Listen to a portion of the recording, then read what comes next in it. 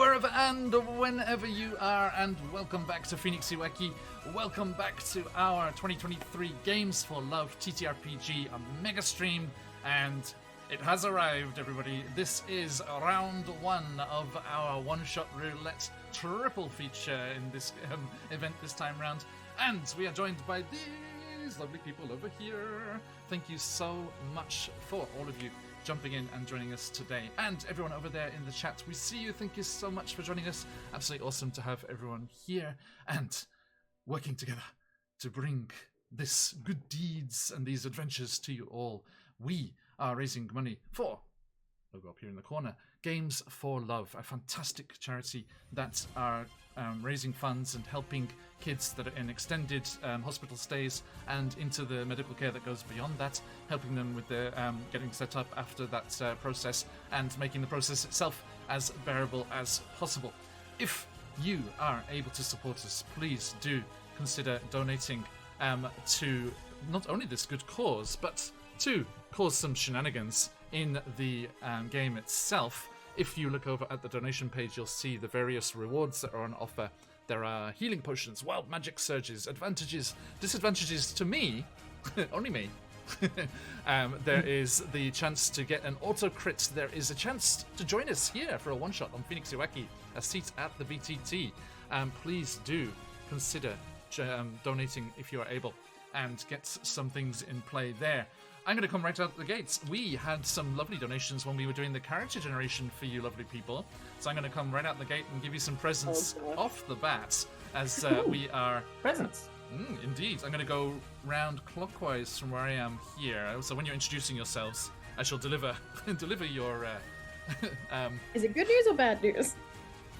Don't know. Presents are on the ever It's good funny things, you right? asked that, AJ. Let's put it that way. Oh no. Oh no. Okay, so as we spin around here, let us meet these wonderful people and get into our adventure for today. So, first to my right here, a amazing cosplayer and host of the new Tabletop News. For the first time joining us here, Brianna. Thank you so much. Hello, I'm so happy to be here. Thank you. Now, we can see on the overlay here, we are a Half-Orc Druid Cleric. Yes. How was your first random character from the one-shot roulette machine? No, I think that he did a good job. Moon Druids are freaking awesome. I haven't played Mercy Domain Cleric, but that combination is fun. Yes, indeed. And it makes kind of sense. Like some of the combinations you get with the multi-classes are slightly bizarre. But yes, thank you. But fun. That's the best part. Exactly. Okay, and going on round, next up we have Corvin, Artificer Bard, Robert Hartley. Welcome back, sir. It is good to be back. Thank you very much for having me back. Yes, I'm Robert Hartley. You can find me all over the internet at Robert Hartley PM, or as the Dungeon Master for a comedy group called Viva La Dirtly. Today I'm playing a Corvin, which is like a Kenku-ish Ravenfolk race, for those who don't know the setting. Artificer Bard, yeah. We're very excited for it.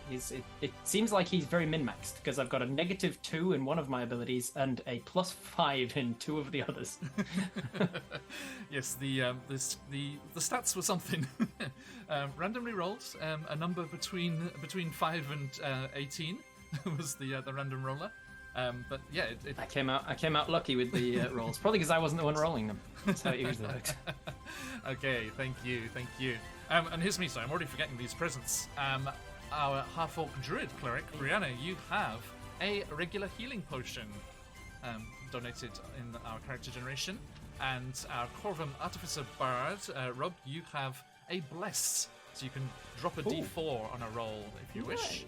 And going next around clockwise here, our Tosculi Rogue Cleric, AJ, welcome back. Hello, thanks for having me.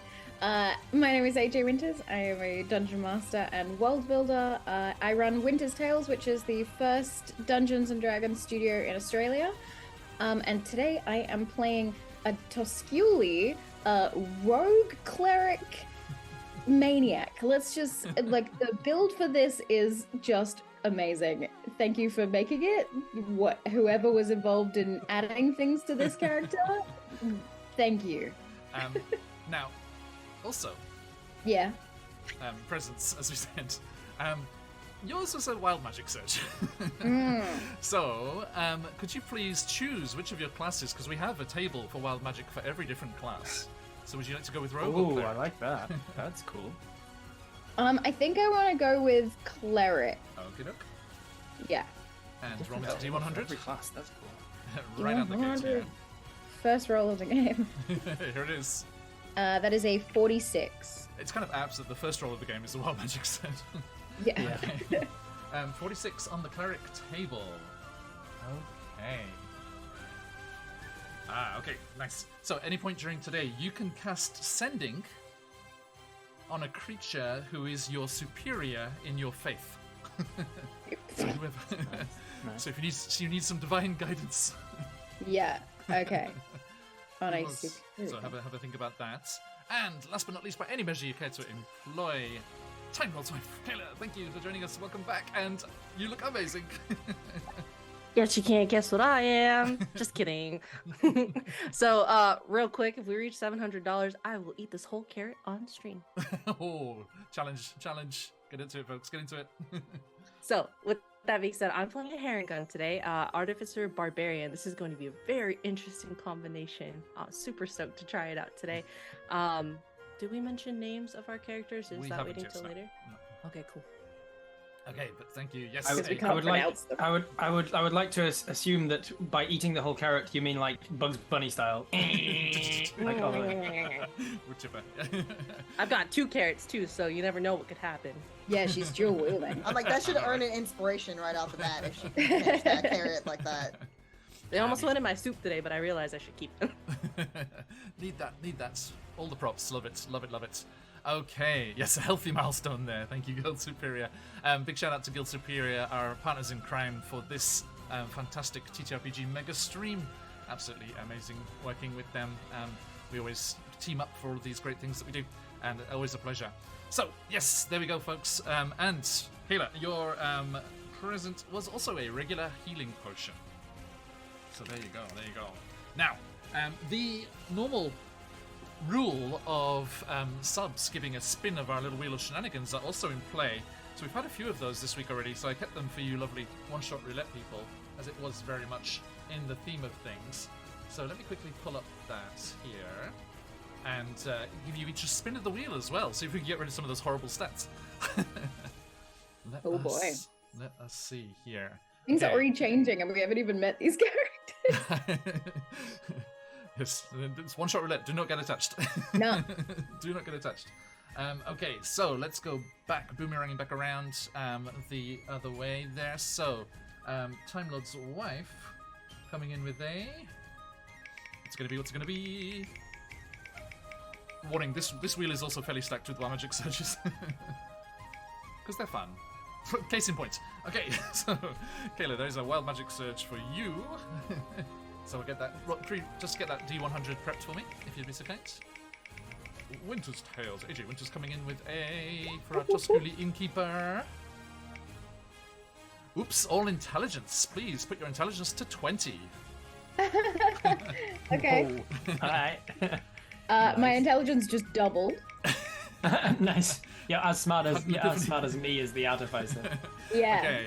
Rob coming in with a wild magic surge. Please give me that D100 and choose a class. And last but not least, Brianna, we have.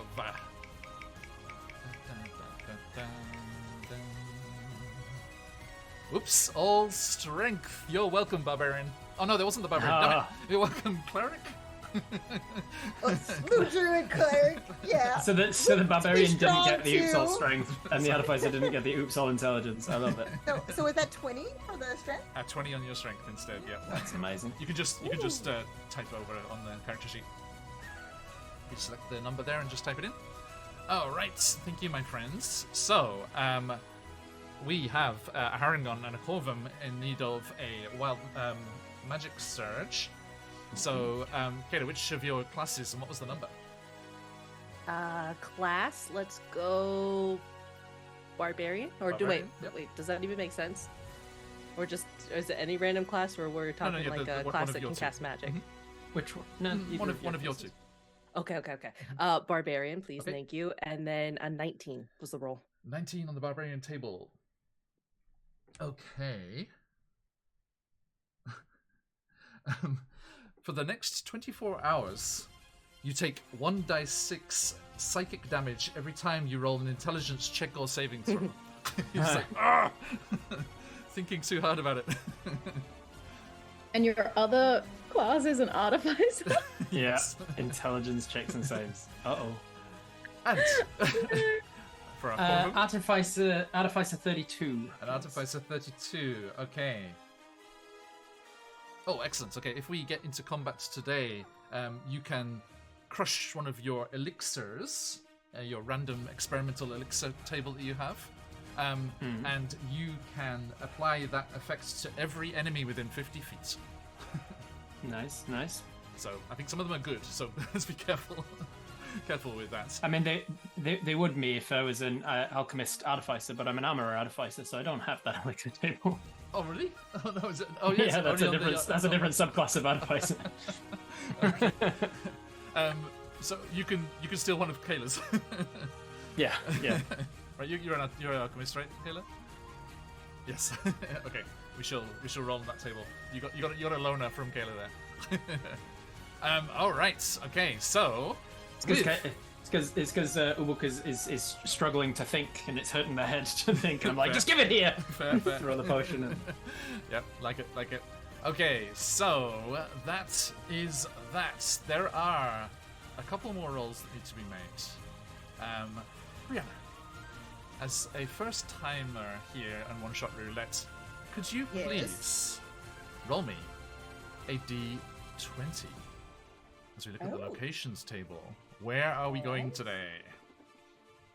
Where in the world? 14. At 14. Okay. Ooh, okay, everybody. We are headed to the Anarok Desert. Anarok Desert. Okay, that is our location for today. The first time, that hasn't popped up before. Okay, thank you. And next up, let's see. Everyone else has been here before.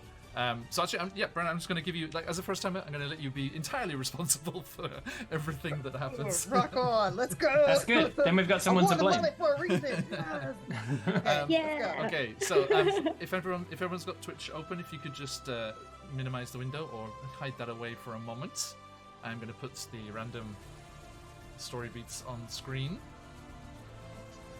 So next up, Brianna, I need a D10, please. Okay, so I'm switching over, so that's going to be on stream for a moment. Okay, here we are, folks. So you can see I'm 4. A 4. Thank you, everyone. To keep me honest here, I am regenerating these. Click. Just going to refresh that there. See, that's refreshed. Okay, and count them with me. 1, 2, 3, and hang on, that jumped. Hang on, where was it? 1, 2, 3, 4. Oh, I see something happening. McClover, you absolute legend, coming in with a $40 bless for each player. Thank you so much, McClover. Everyone, get yourselves a D4 and have that on the ready. Amazing. Thank you so much. Okay, everyone, if you are able, like McClover, to donate and support our amazing cause here, you can get yourself the chance to win some amazing prizes as well. And we have our overall giveaway happening, which has an incredible amount of donations from so many awesome sponsors that you can see cycling by with our logos over there. Let me pull up my list so I don't want to miss anybody. So many awesome people supporting us. It's amazing. Thank you so much to all of them for their incredible support for the event. We have our grand prize draw, which Dave and I will be drawing at the end. Every $5 donated throughout the entire campaign will get a ticket in the giveaway. And we have things to give away from Free League Publishing, from Adventure Slang Productions, CZRPG, Phoenix Dice, Dan Karn, Hero Forge Miniatures, the wonderful people over at World Anvil, and Darling Creepshow with a custom painted mini, Idle Champions of the Forgotten Realms with codes to unlock all sorts of amazing things there, free 2-month subscriptions for Sirenscape, fantastic bundle of goodies from Troll Lord Games, and a portrait of your OC or a character you wish to have drawn from the fantastic Smallbird Lex. Lots and lots of incredible prizes, just with hundreds and hundreds of dollars, and absolutely amazing support from everybody. if you are able to, please do donate and get your chance to win. But we're doing things a little different this year. Not only do we have that grand prize draw, we also have ourselves the giveaways to do in every session as well. We have donors, so donations given during this session will have the chance to win in this particular session here. So every time, if you're able to donate in separate sessions, you can get the chance to win every time, as well as the overall one. That is going to be, let me pull this up here. I know for a fact, the first one we have from the fabulous Hero Forge Minis, custom timely logo over there, and we have one of their fantastic standees to give away, your own designed character printed onto a 2D standee. They're absolutely gorgeous, they look beautiful. So if you want to have a chance to get your character realized there, you can design it and have that shipped to you. And then we also have one of those 2-month Super Siren subscriptions for Sirenscape, the fantastic software that brings music and sound effects into your games, to give away today. So if you're able to, please do consider jumping in and donating to get the chance to win one of those Hero Forge standees or that Super Siren subscription. Okay, thank you. Now, let me make some quick scribbled notes here as we see what's going to happen here. Okay, so let's go around here. Now, let's quickly just explain a little bit. Can you give me your name and kind of general kind of mood of your character? What kind of adventures have they been on? What kind of energy do they bring to this party here? Brianna, please.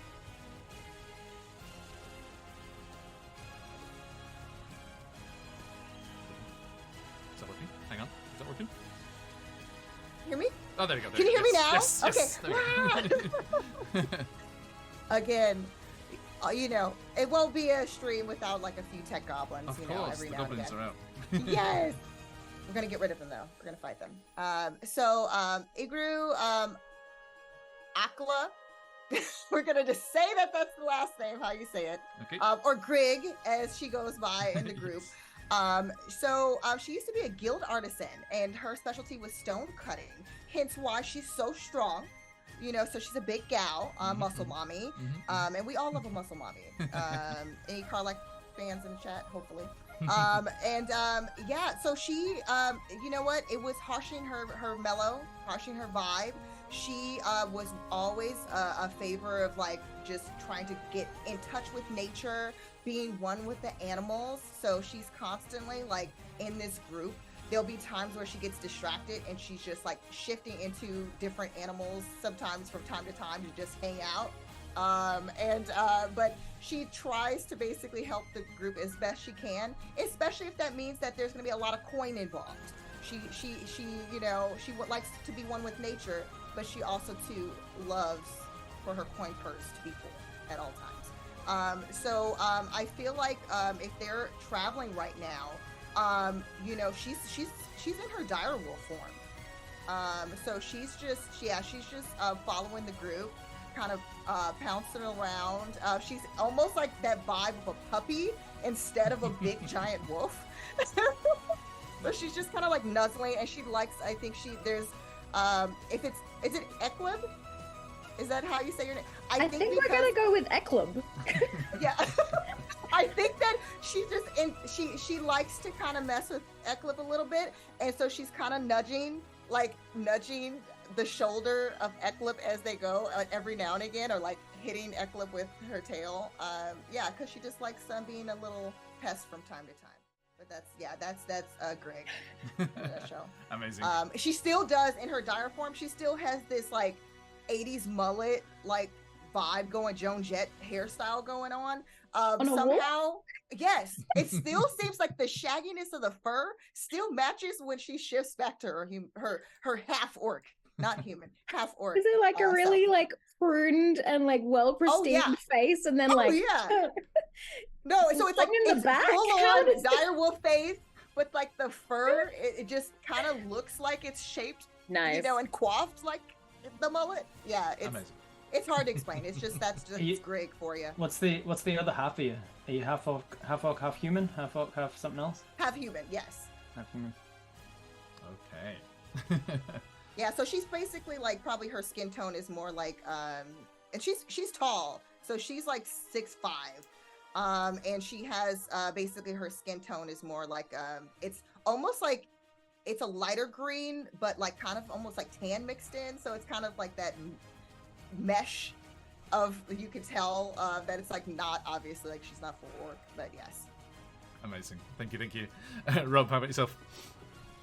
Eskoajik, or Eski, for short, is a Corvum folk, and so he's got this dark black feathers with this sort of navy blue kind of sheen underneath them, underneath the wings, the winged arms. You don't see that often though, because he's mostly wearing scale mail that is almost Iron Man style, like it as an armor artificer, he can doff and don it as an action, so he can just like open the chest plate and just step out of it. And when he does so, he goes down from being about 5'11" down to about 5'2". A lot of his armor is in like platforms underneath the big old sabatons, part of the armor, because there's like battery packs and stuff stored into them, and also he just likes to be intimidating and tall. But yeah, when he steps out of this, he's a lot smaller, a lot weaker, incredibly thin and almost emaciated looking, and is very clear that he couldn't hold very much if it wasn't for the fact that his mechanical armor is providing him a lot of the strength. Yeah, but he's a very charismatic and charming kind of a guy, but very obsessed with secrets and puzzles and things as well. Easy to distract. Like he'll be holding a conversation perfectly well until something happens to catch his eye, and then he's out of it, and he's upset. He has to have the answers as soon as he gets a question for himself. He has to have the answer. Noted. Thank you. Okay, and round 2, Winter's Tales. So Eklub, which is just the dyslexic Caleb, is a Tusculi, which means they are a bug person, but since I have such a high charisma, I'm just trying to decide whether this person is like unintentionally beautiful somehow. But I think it's the way in which a bug is beautiful, not in the way in which a human is. So like lots of iridescent colors across the carapace and beautiful wings that like sparkle in the desert sunlight that we're in. And as beautiful as this bug person is, their demeanor is the opposite. She is grumpy, she is mean, she is sarcastic, and she will hurt you if you get in her way, piss her off, or try and steal from her. She used to be an innkeeper, or is kind of an innkeeper, but someone burnt it down, or one of the inns that she had, someone burnt it down, and now she's out for revenge. She's not a happy gal. I would say in that fire there, Ecleb, there was a great deal of kind of electrical damage as well. Oh, so that's why I hired some friends. artificers. Yeah, definitely. Yeah, the artificer friends definitely. Yeah. The investigator artificer was brought in to figure out what happened, and there was definitely something going on there. Yeah, I think that I don't make friends easily, especially when you're an innkeeper. It's you have patrons, you don't have friends. So hanging out with this lot, I think, is new for this character. And you never really know where you stand with her. It's like, even if she's joking with you, is that her being nice, or is she being sarcastic again? Who knows? Okay, and leaping into action, our Harangon. Yeah. Go. Ubuk is very much like the energetic kid of the party, for sure. Constantly bouncing around, not just because they're Harangon, it's because they just have lots of energy. They are very scatterbrained. This shows anytime they're trying to create an invention of some sort. They're very always bouncing around, like ADHD style. They also, you notice on their fur, which is mostly black and white, there are little splotches of blue, as if like a blue pen exploded in the wash and Ubuk got caught up into it. This happens often when also they are doing various inventions, and that's why they're very appreciative that Eski's there to assist them with various projects, because not only with their short attention span, they also have a short temper. So oftentimes when they get close to the finishing of an invention, it's either going to work or it's going to explode. So every so often they're just like, okay, we got this. We gotta get this done. And that's like their rage noise. Excellent. Fantastic. Right, now, let us bring things down here. As we join this group of adventurers, looking into the mysterious electrical fire that destroyed Ubuks in this electrical damage, what could have been behind it? What could have been the cause? You followed the trail of investigation and clues to the Onorok Desert and to the lair of the culprit. One of Ubuk's rival innkeepers along the wagon train routes here in the desert, where the camel caravans cross the sands of this great land, this howling wind and sand-swept expanse which used to be the vast and powerful Netherese Empire before their follies and delving too deep into the arcane brought about their destruction. The flying cities crashing to the ground, the magical outburst destroying this entire region and desertifying all of this area of Faerun.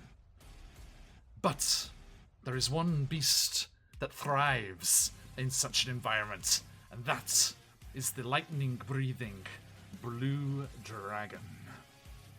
And it is one of these young, upstart dragons seeking to take over a bit of a monopoly on the caravan trail here, who was responsible for destroying Ubuk's Inn. You tried to hunt them down, but they were ready and waiting, hoping that you would come seeking revenge. Getting a good read on your characters, it seems, as you was jumping right in there. Get revenge right now. Well, mystery solved. We solved the mystery. It was a blue dragon. Everybody go home. No more secrets here. Going home would have been great, but the blue dragon and its minions, a vicious gang of evil camels, captured you. Sorry, what? In the spirit of things, I rolled a random encounter for this first thing. And it's a blue dragon, sometimes one you, minion, and 4 camels. Sometimes you try your best to set something up with your tone and your words, and then it's just there's no way around it. Evil camels. Yep. Oh. It's giving me evil giraffe from Eddie Izzard. Yes. I will eat all of the I'll eat all the leaves And on other this tree. giraffes may die. Amazing. Okay, so you find yourself in a rough cage, locked up here in the camp of this evil blue dragon camel gang. And you That's just given me my next quest though, because now I need to understand why this camel's involved, and like that's my next secret to investigate. Indeed. Okay. What has he got over the camels? So we need to try and escape from this predicament. Have we been stripped of our belongings at all? Weapons and things, yes. Yeah. All right.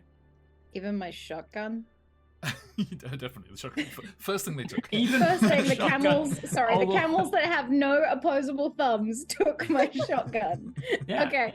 The Okay, this evil is the camels. question. This is the real question. I had said at the beginning that she was in her dire wolf form. How do they have her locked up? Ooh.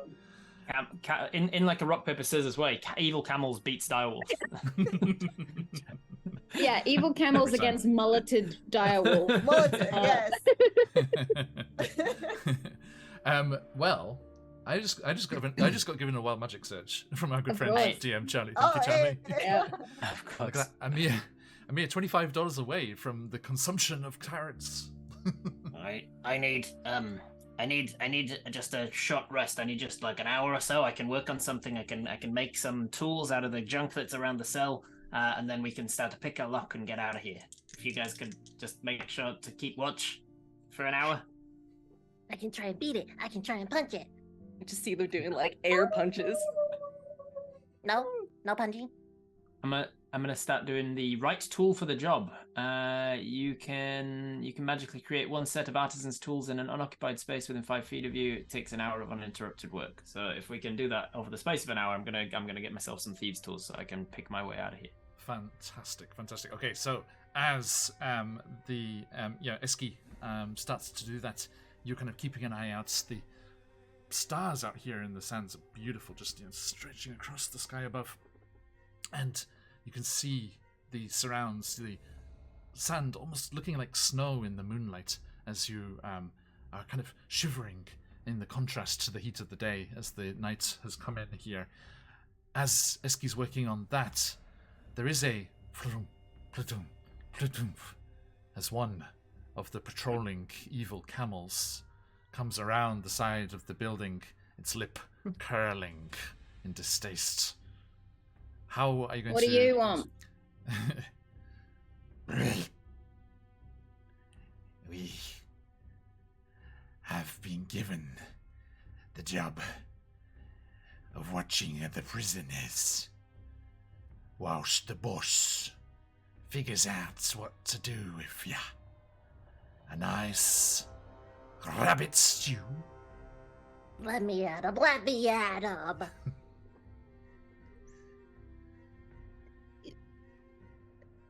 I would not recommend trying to eat any of us. We're very gamey. And I don't really have flesh, so that's going to be a hard time for you. Do you even have, like, strong teeth? You look like you're just all molars. Grind you down.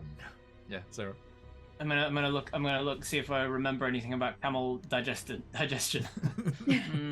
Pretty sure you'd be more interested in vegetables and coarse vegetation that can grow in deserts. I myself have got my eyes on a couple of carrots. Don't think they're Maybe we can safe. make a trade. Wait, for my carrots? Yes. Alright. And then you see where the wolf kind of nudges you, and she does shift back into her half-orc body. Wait, but like, hold on. Like, come here. Come here, Ubek. Okay, listen. This person's like totally ruined our vibe. So just give me the carrot, and I'll give them a little extra with it. You have the Yeah. greatest vibe. Like, here go. You can have that. Thank you. What is gonna happen is she's gonna kind of reach behind, like kind of in, like she has probably like a pocket on the side of her pants. She's gonna reach in there. There's like a little, it's moving. It's basically a maggot. She's putting it into the carrot, onto the carrot. She's gonna use some magic. She's casting Kral's maggot before she gives it to the okay. What is this? This is spell I don't know. It's a very We'll unique find spell. Mm-hmm. So basically there's it's a pretty decent sized maggot that basically will devour the target from the inside. So Wow. That's So, gross and awesome. yeah, so she's hoping that this person will eat this carrot. So she's like whispering and then like looking over in the direction of this evil camel person. All right, like, so let's just be chill about this. Here's a carrot. Just don't eat my friend, okay? My friend Luke is has like, like the most non-chill face, by the way. They're just like, What are we Like- getting in return for trading this carrot? no, We like, trade you this carrot, you... don't worry about it, okay, Eski? It's like, we're gonna be chill. We're gonna make friends, okay? I'm not making friends with a damn camel. No, he took our things. It's not nice. You're taking our things. Give me my tools back, and then we'll give you a carrot. And then I whisper to Greg, I'm like, If we just straight up give them it, then they'll think there's something sus about it.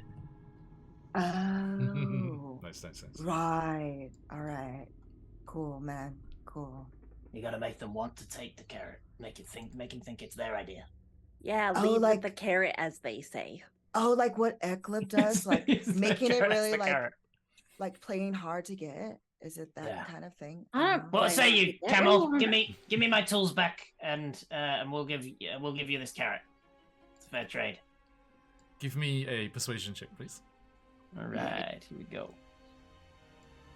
That is not bad as far as I normally roll. Oh damn, I got a good persuasion. That's right. I'm talkative as this guy. That's an 18. Okay, excellent. Okay. It's slowly kind of pads forward over the sand. Tools for the carrots. Yeah. Alright. And it goes over and you see there's like a bunch of boxes and crates next to the back wall of the building, which you're behind, and all of your gear has been stashed in there, it seems. And it lifts out the tool belt and stops, its eyes narrowing a little. And it takes out any tool that could be used as a lockpick. Yeah, the other thieves' tools, but gives me everything else. Yeah, so you've got like hammers and hammers and stuff like that. He's like, Yeah. But don't try to escape. I'll be Obviously. Do we watching. look like we would do that? I say these tokens are pretty evil looking, actually. Look at these guys. An evil-looking camel. That is an evil-looking camel. That is an Looks evil so little mean. camel, yeah. Sorry, Chuck, you don't get this. A very snarly face. Yeah. It's like, what day is it? And you're like, hump day.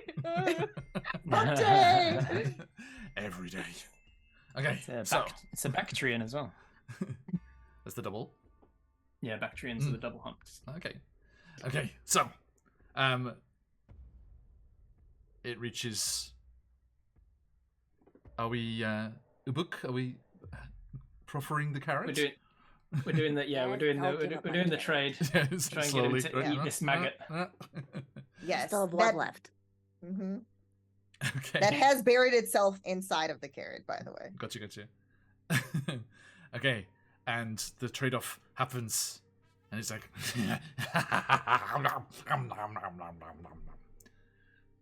You're right. Vegetables are much better. and what is Okay, it just I down to have to itself? make, I have to actually make a spell attack. Okay. now. Just in case he digests it, he actually just ate the maggot instead. The book looks so sad. Oh, no. I'm like, no. Okay, let me see. The carrot. Let's see here. He's also Okay. thinking like they're thinking, has Greg done this before? 16. 16 to hit. I think will probably beat a camel's AC. Yep. Okay, so on that hit, this camel will take 1d8 plus my spell modifier Okay. of necrotic damage. And on a bonus action, like it's a bonus action, I can actually on each of my turns repeat the attack. Oh, nice! It's starting to burrow through his organs. Ooh. Yes, as it's starting to Wow. do the thing. So it does actually have an AC, and it's equal to my spell save DC. Okay. Nice. Yeah. So and it has hit points, Is so that- it's in there. Is that versus the stomach acid? Yeah, it's in there. Okay. Fantastic. This is where all of us start googling the anatomy of Right. camels. Enemy of camels. They're See how many um, stomachs they have. yeah, they're ruminants, so they would spit it back up again like cows would. Okay. Um, So what was the damage? This initial damage. Let me see. I'm looking. I'm holding off on doing something until I see it, whether it's injured or not. Okay. After this goes.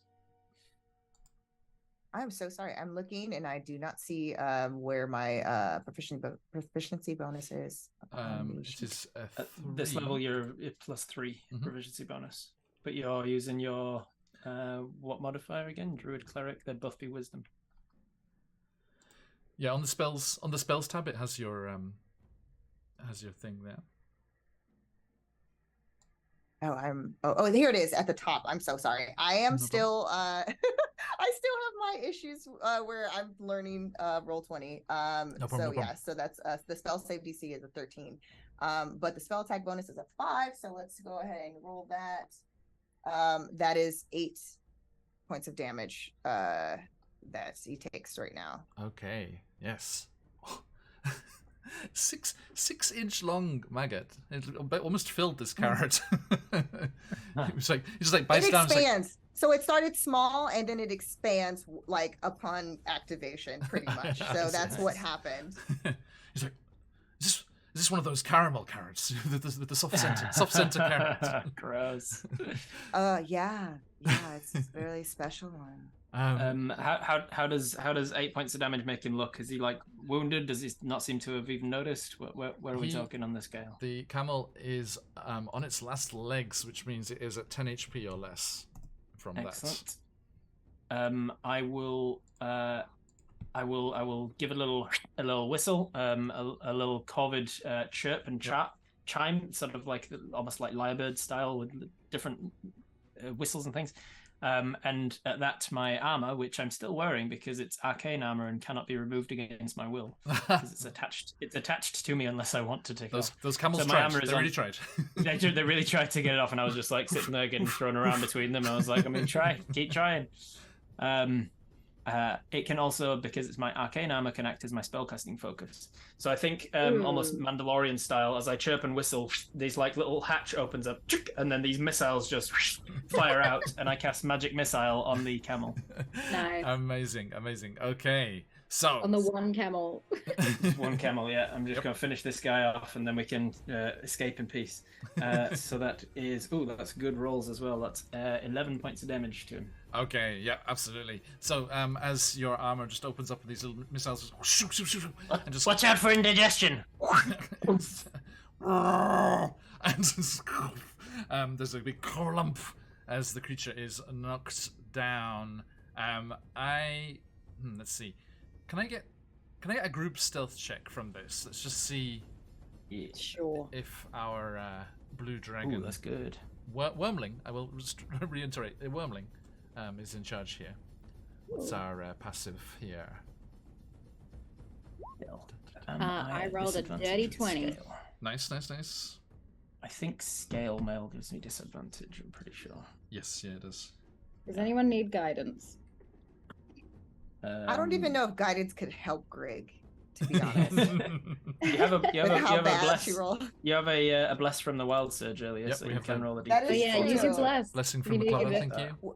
I'm gonna roll one of my We'll two see. blesses. Within the first 20 minutes of gameplay, we would stop fighting. Yeah, them. I don't know. We'll see if this is Love it. even close. I mean, She guiding is somebody, it 6'5". costs She's you kind nothing. of big. Hey, thanks for the donation. Who's taking the guidance? Joe Baby coming in with a wild magic surge for you, Rob. Oh, nice. Thank you. I got an 8. So Yeah, you take the that's guidance. with the bless. Yeah, I will guide you That's to. with it. Roll 4. Jesus. Yeah, roll a d4. Another d4 then. So going And for that was a 1. so 9. Okay. So 9 total. Oh yeah, it was 2d4 added to it. You got a 9 total. That's a real good stealth check. I got a 14. 14. Thank you, Ubuk. But I rolled a 1. For a total of 1. okay. Oh my goodness. I love that you're just sitting there silent, waiting on this 8, and you're like, yeah, 8's pretty good. I was looking to see if there's Didn't anything want I to could speak do, up but I was about like, getting a guidance Okay. at all. For, I didn't think it would work actually. I was like, oh. oh man, yeah, Ubuk effed up. thank you all for trying to encourage donations. It's really helpful. Yeah, Um, yeah. For an average of 11. Yeah. Oh no. 11's above average. 11's a good.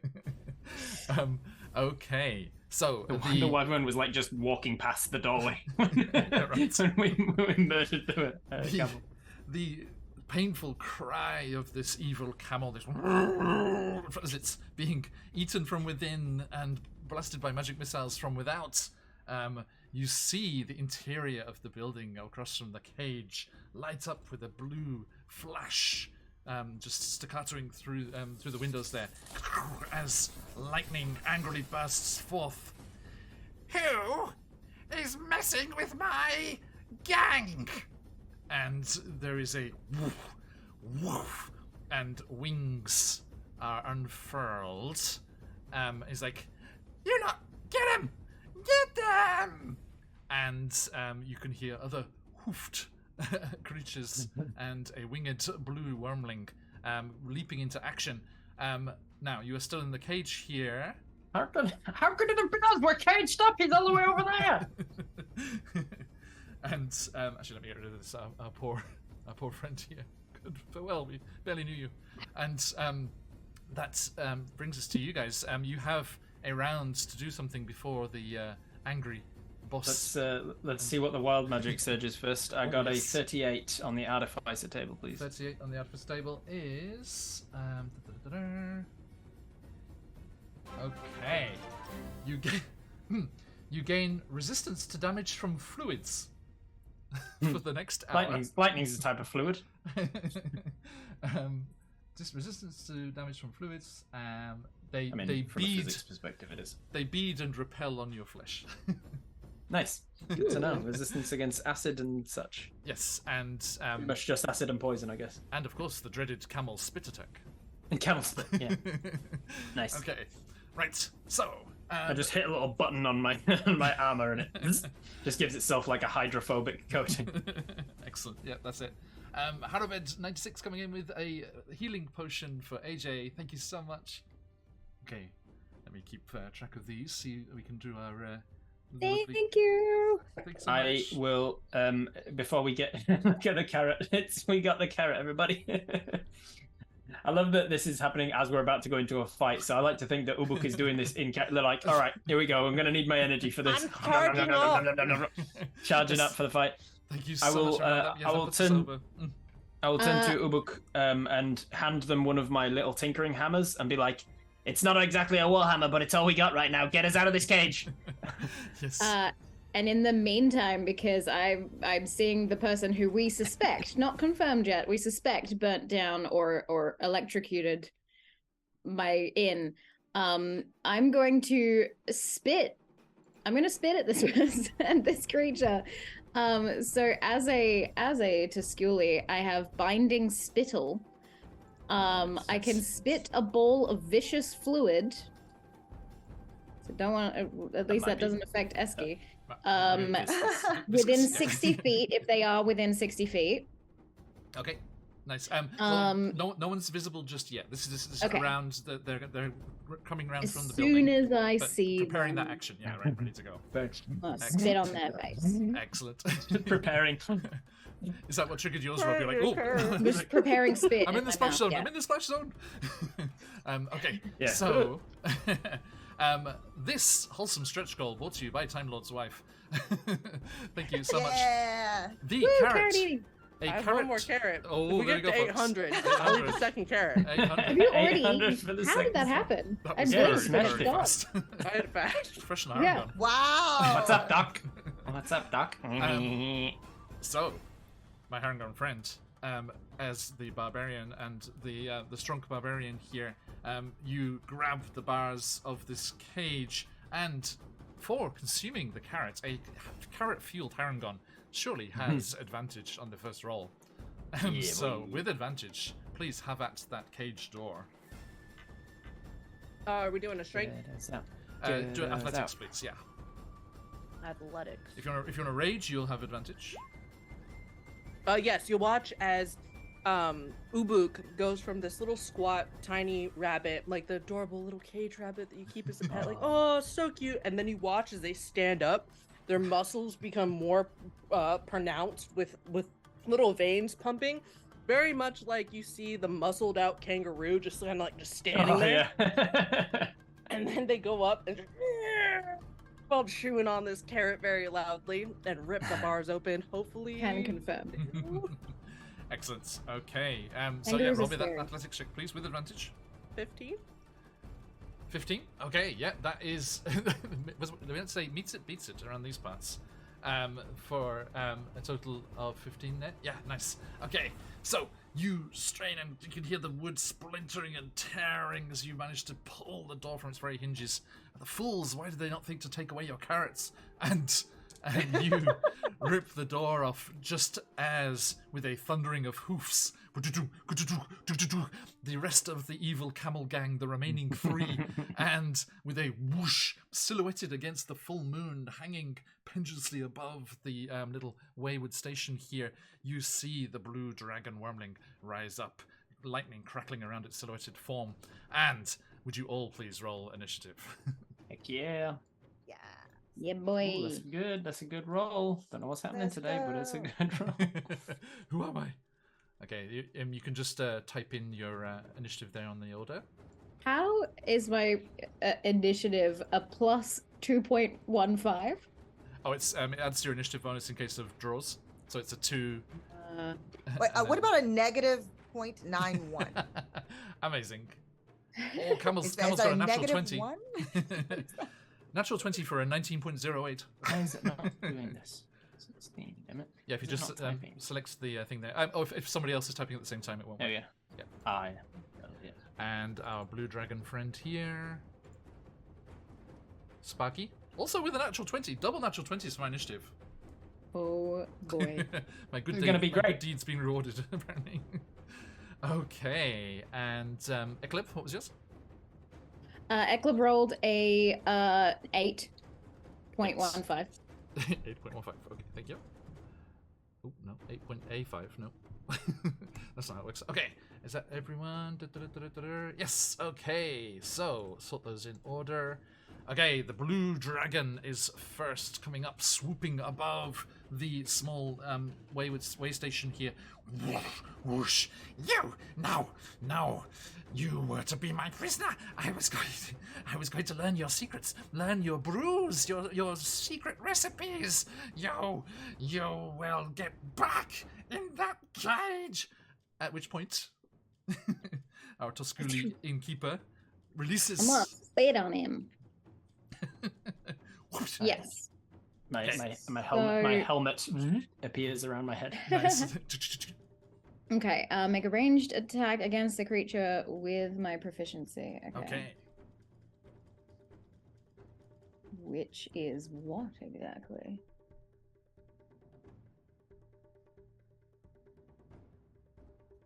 Okay. That is an 18 on the die. 18. Okay, sounds good. Yeah, I that's- don't know what my proficiency is. That's enough. That's a hit. That's a hit. Perfect. Okay, I'm gonna aim for his face. Okay. Because what happens is this spittle hardens, and becomes, basically restrains the creature. Anyone adjacent to the creature restrained by binding spittle may use their action.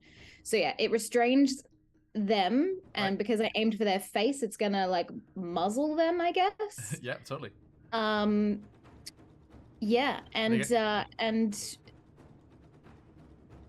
They have a it chance also to try and escape on their turn? does damage. It does do damage. Oh, nice, nice.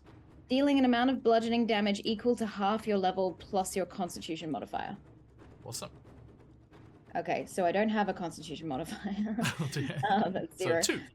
So 2. So 2 points of damage. Okay. From what, spit. That's a lot. what kind of damage is that? Is it like acid or something? Bludgeoning. Oh, wow. That's a You have a projectile. very thick. It's a very thick It's a spit. ball. It's like a...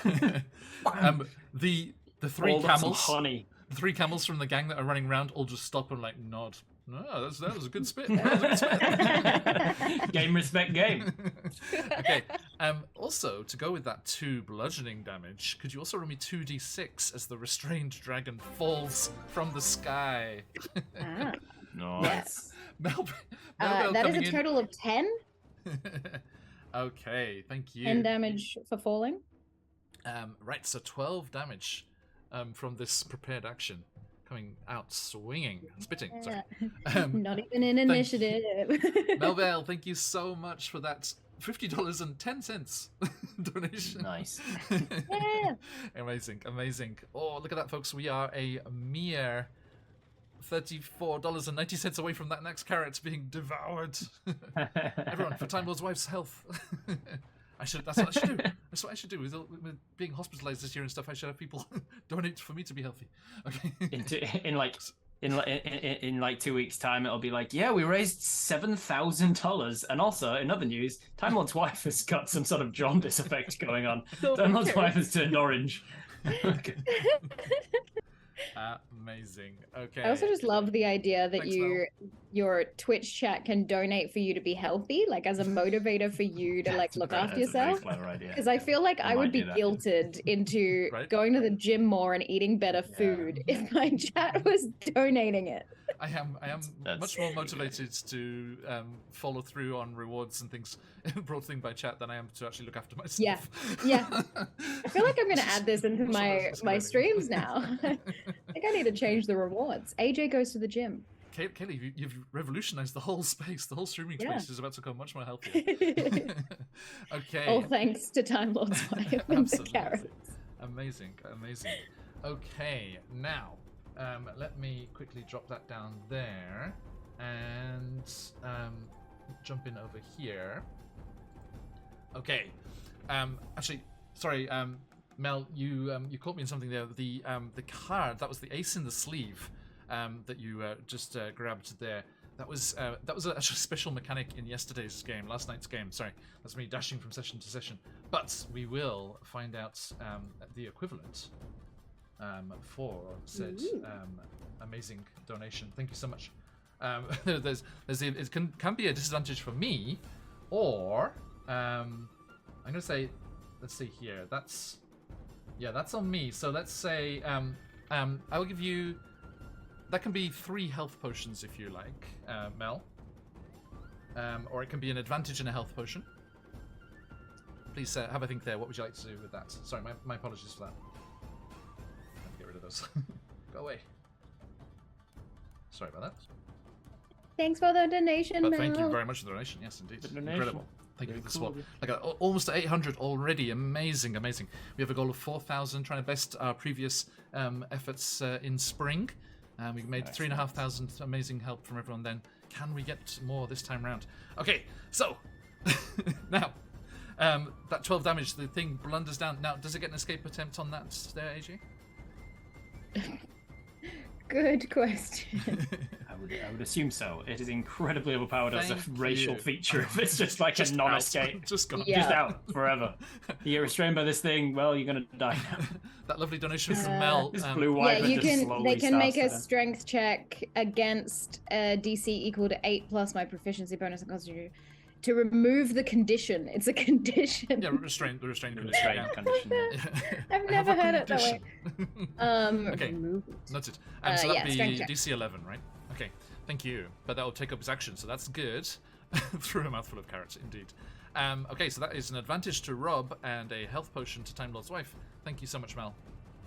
Okay, so a strength check from our blue dragon, Wormling, which is going to take up their first turn, which is pretty nice. Let's see. Okay, DC 11. That is going to be a 5. Yeah. Oh no. Be restrained by my spit. Right. Barry Tusculi, our Cobalt Press thing, particularly hanging out in the Southlands setting of the Cobalt Press universe. Okay, but very suited to this desert location here. Thank you, Brianna, for rolling the very appropriate location. Okay, so as you manage to burst free from there and take out this dragon on its first turn, it was top of the turn order as well. That brings us to the camels as they come around. I think out of respect for the Tusculi's spit game, the 3 of them are going to go for the other 3 of you instead and try and fight fire with fire, if you will, and come in with their own spit. With maggots? That one's dead. He's gone. No, I was like, no, you said they come in with like fighting fire with fire. Right, I was like, yes. or maggots. Yeah, they bring their own. They bring their own maggots. We to too the have party. unpleasant magic. I see you bring maggots to a spit party. Spit fight. Exactly. Spit party, ew. So We have spit, maggots. Like this is Don't Google Just that. go gross real quick. Let's go gross real quick. Okay, so Rob, your one just like deftly comes round and does its spit attack at you. It just swoop off the side, frictionless, just whoosh off as your effect kicks in there. But I have an armor class of only 14 because I don't have any dex. So no problem. Still might hit me. Okay, so Ubuk coming at you with a dirty 20. Okay. Oh no. Oh no. Now you were raging because of doing the door, so that's going to be probably halved. AJ, they really are coming in game for game here. This is also bludgeoning damage. So that's, I think they have fig seeds or something. Yeah. Date stones. Or something. Peppered tiny bits of sand. Yes. It's like it's like that stuff that you take grease off of your hands with, that like sand grit. Yes. So imagine getting that in your face. 2 bludgeoning, Ubuk halved to 1. Take that. And are you still okay? Do you need help? I don't know.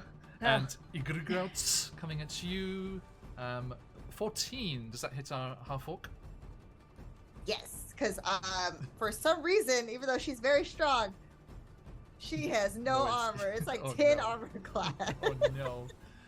Okay, 4. Also 1 bludgeoning damage. As these terrifying camels come rushing up. And then the camel just like the blue dragon wormling from its prone position on the rooftop where it's kind of struggling against this thing, it just like starts to break free and it's kind of hissing through the binding there, and it's like Barbara, don't look. And one of the camels screeches to a stop and looks at the dead camel next to the cage. Harold! And they all in unison glower and seek to avenge Barbara's lost love. Okay, so next in the turn order. Don't worry, I'll send you to them soon. Reunited. Barbara and Harold, the evil camel gang. Absolutely. And it feels so good. Wait, their like couple name was Barrel. All the shippers out there, get on it. Okay, so Eski, please. It is speaking of sending them to their loved one. All right. So are they? If I was to cast Thunder Wave in a 15-foot cube, how many can I get in one place? And ideally, if I'm like pushing them away from the door, so that we could potentially run if we have to. Excellent. Yeah. That would definitely work. You can step up to the door to them and just like angle it so they're kind of pushed away diagonally. Mm-hmm. Yeah, as I push myself out of the wrenched open cage, I say, "Don't worry, I'll send you to them soon." And I'll get over and I'll put my arms out to the side, and I'm in like basically a mech suit, and then the inside of the wings of this thing have like huge fans. They start to charge up, and then like a jet just blasts out and casts Thunder Wave in a 15-foot cube. Each of them needs to make a Constitution saving throw against my DC of 16. All right. So first one, let's say Barbara's up first, rushing forward to avenge her lost love. 17. Oh, she's pissed. Okay, the next one, only a 4. And natural 20. Holy shit. Sorry. Nice. Okay, so only one of them takes full damage of 13 thunder damage and is pushed 10 feet away from me. Okay. The other 2 take half of that. I don't know if you round up or down, but 6 or 7. Okay. 6 or 7 and is not pushed 10 feet away. So the Barbara takes 6, but puts them on their last legs. So that's 10 or less right away. Nice. Not the sturdiest of creatures. And a 13, the one behind Barbara, looks absolutely awful. Nice. I think Barbara's damage is cushioned as she just flung, like, ragdolled into the one behind her. And then the one in the back also getting just the half damage. Yeah. And then just for my theater of the mind, whereabouts is the dragon wormling from here as well? They weren't in the 15-foot cube? They're restrained up on the rooftop of the way station. Gotcha. Okay, cool. That is my turn, I believe. Okay. Are they pushed back? The one that failed is pushed back. The other 2 are not. Okay. And I don't think there's anything I can do as a bonus action. So yeah, the bonus action is to conjure my helmet, I guess. Okay. There's like a section underneath my what do they call it? A beak underneath my beak that kind of just clamps around the beak just to protect me. Yes. Love it. I want to see out of this so much. But it must be some like deviant out of some of this like Iron Man crow. Okay, so I mean they were using their spit attack, so they're not right up in your face. Like you still can get out of the cage without attacks of opportunity. But next up we have Ubuk. As Eski is like and like getting enclosed into their metal armor. This is perfect timing because you would have watched as Ubuk begins to tie their ears together at the top, pulling out. Well, you have no idea where these keep coming from, but they're pulling out more carrots and kind of like putting them into like they're like leaning over and putting the carrots near the end and the loop. And you watch as they start swinging their head around like headbang style and just launch it towards the rest of the camels and the dragon using this ability called, I've never used this before and it sounds so cool, catapult. Nice. It is a spell where you essentially have one object. It's such a good spell. It's a big carrot. There we go. It's a big carrot that weighs like 1 pound. It's a 1 pound carrot. Prize winner. And the object flies in a straight line at least up to 90 feet in any direction of my choosing, and then falling to the ground, stopping early if it impacts something, but hopefully it will just be this carrot just zooms down the hallway trying to smack into this blue dragon worm. We got giant carrots, giant maggots. This is fantastic. I'm here for it. Amazing. Okay. And giant spitballs. Giant spitballs. Yeah, it's restrained as well, so it'll have disadvantage on its dex to get out of the way of it. It does, yeah. It is. So dex save? Yeah, dexterity saving throw. Okay, with disadvantage. Dexterity. Oh, it's called the carrot pult. There we go. There you go, carrot pult. Love it. Okay, that is going to be a 4 on the save, so nope. What happens if you fail? So on a failed save, the object, so this big hunking carrot, strikes the blue drake worm, and then it stops moving. I think the carrot stops moving. The carrot stops if it hits something. I was like, the worm stops moving? What? I mean, it might if you kill it. 3d8. Oh gosh. Okay. Ballistic vegetables. That's one of the good things. The reason it's worded that way is that if the drake had made a save, the carrot keeps going and hits somebody behind him, and if he makes a save, it keeps going and hits somebody behind him. So it's really good for a corridor of people. Nice. Because you can just even if the first 3 make their save, it's going to hit the guy at the back. It's a very good spell. Amazing. It's good to know. The carrot pult does a total of 13 damage. Excellent. Okay. Whoa. Crack into this poor restrained dragon. Let's see, what would that be? Oh, not quite bloodied yet, not quite at half, but looking pretty bad nonetheless, as it is spittled and carroted down on the top. Okay, thank you. Next up, that brings us to our half-orc friend here, Igrigrots. Question: do we see where we can access our equipment? Yes, there's a crate nearby next to the building. Yeah. Yeah, it's not too far. Okay, so and actually on the start of your turn, I will see. This is, like I said, this is a way station here, so there were like people staying here on their way through the desert, and you see a group of locals bust out of the way station, and they call out in shock and alarm at what's happening here. And at the head of them, you see a familiar figure. There is a fellow druid from your circle that recognizes you. And they're like, Greg, come, we have steeds, let us flee. Oh, wait, 1 second though. I have to make right my wrongs. And so Greg is gonna go to grab her staff. This staff looks like almost like it's basically this it's beautiful wood, like oak wood, but it looks like almost like the drawings of like a child, like it has like stars and move like little what looks like a little version of herself in a wolf form, but like with stick figures like around it. That's supposed to be her her compatriots in the party. So she picks it up. I just won't feel right. They need a family reunion. And so she's gonna go over to the the deceased camel, Mm-hmm. and she's going to her staff starts to glow, this very like Remember. shimmery outline, and she's going to basically stab through the chest of this camel, and she's casting Animate Dead. Yep, you got the Rowan stuff, haven't So you? now we're going to have an undead evil camel. I love it. This is such a bizarre turn of events. Okay. Is that And yes. automatic? Right? So that is yeah, she can I can expend one of my charges, because I have quite a few, in order to basically, like, if it's as long as it's like a medium. Is this a medium, like, beast ish? They creature? are, good question. They're large, I'm afraid. They're large? Yeah. Well, then it probably doesn't work. So Chop off a she's chunk like, of him. and so she just stabs Right. through this thing. And whoa, that usually works most of the time. Sorry, dude. Fine, And then sounds she fine. pulls the staff out, and then she starts, all right, man, I'm coming now. Let's go, guys. And then she starts walking. It might have been too big. Oh, you know what? That makes a whole lot of sense. Okay. Sorry, man. The blue dragon. Okay.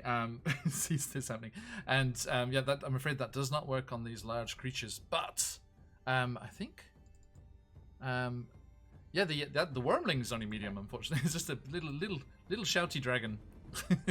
Actually, Sorry, I thought it was too big. because of the fact that that was a use from the staff, Mhm. I still have an action, correct? Does it say is it a bonus action to use it? For this, it just says expending a charge. Yeah. So I think It's usually an action to do the oh, use it's an an action. object. It's an item. action. It's an action. Never mind. okay. So any movement? Are you gonna rush out towards your druid?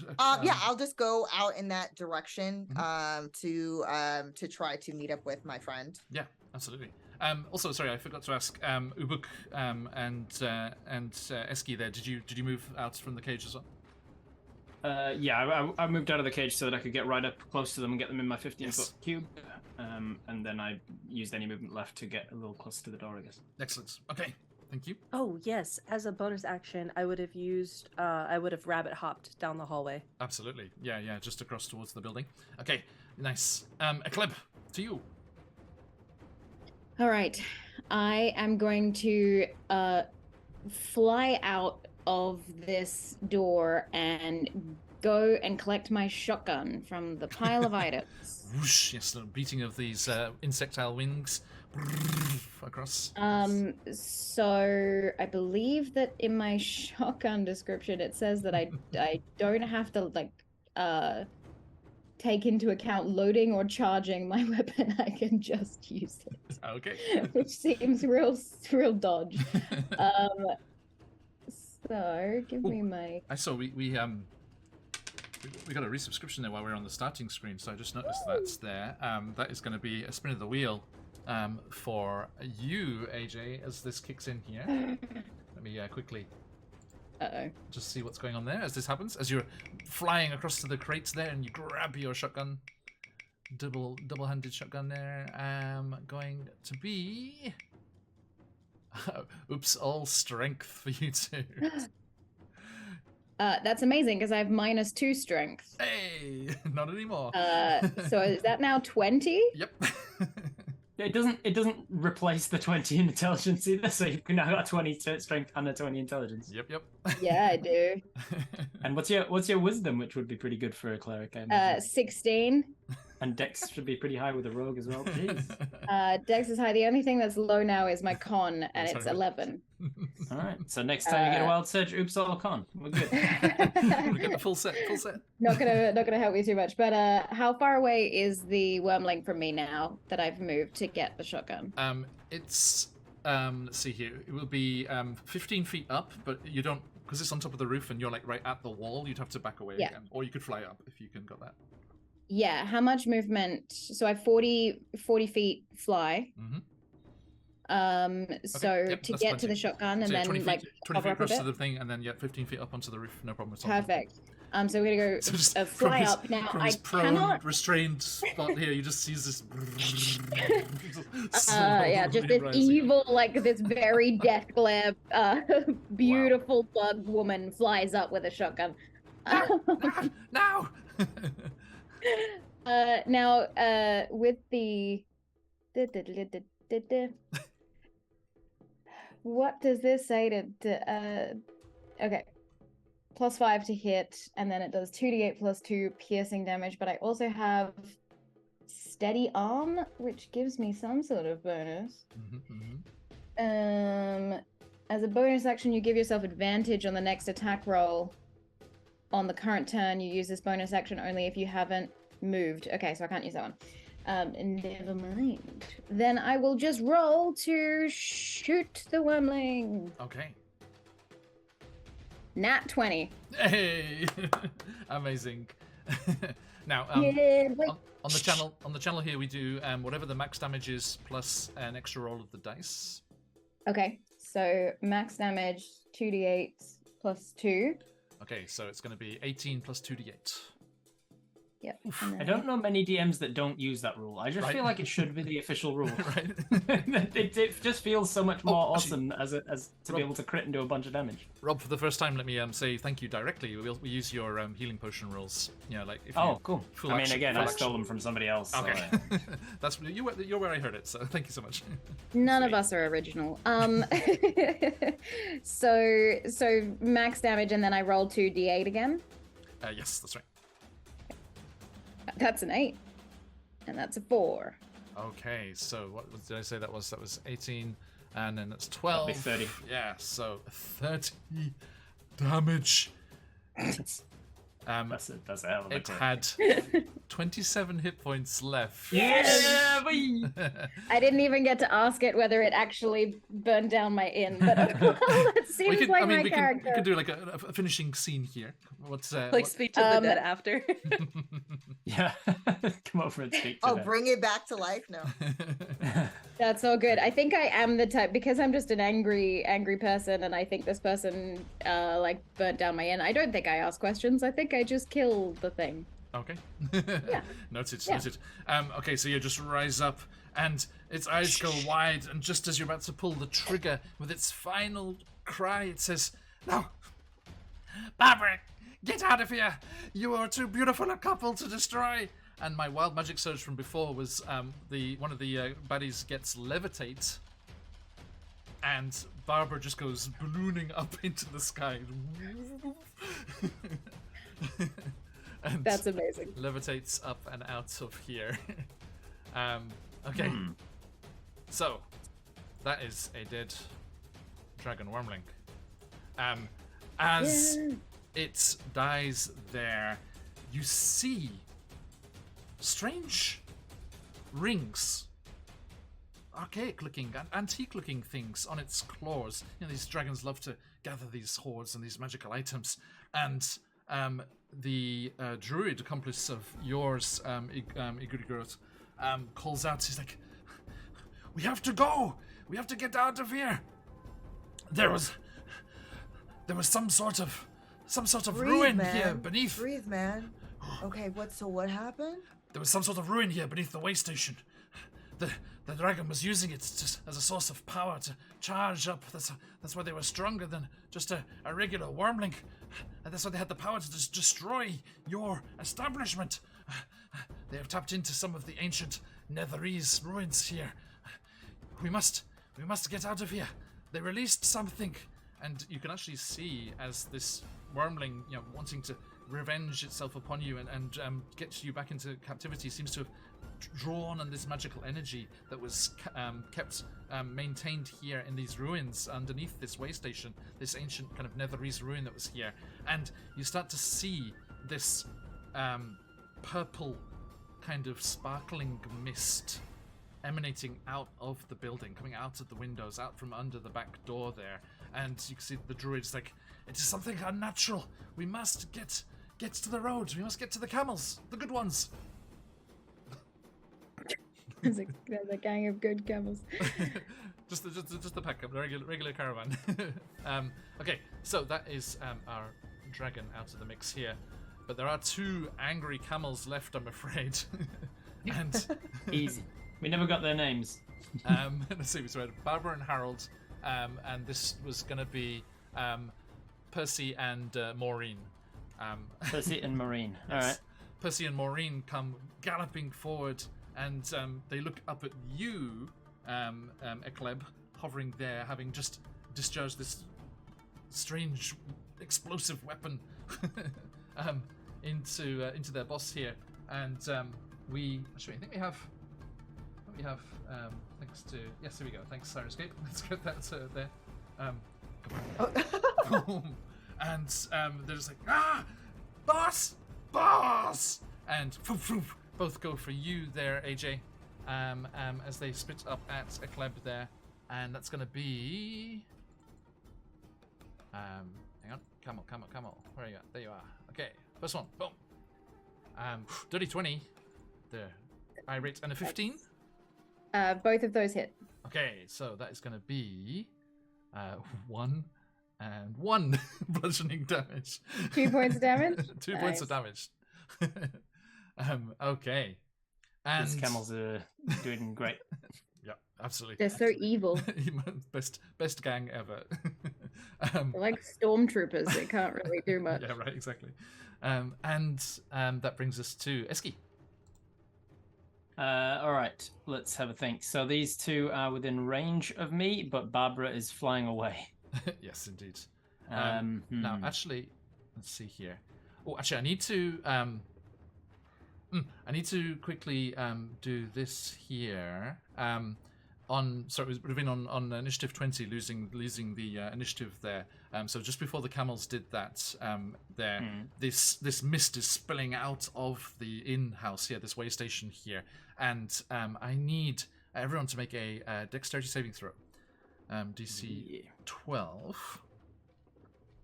How do our camels go? Oh, I'm going to take my advantage that somebody gave me before. Oh, please do, Thank yeah. you for that, Melville. Oh, yes, thank you, Melville. You saved me. Beats it twice.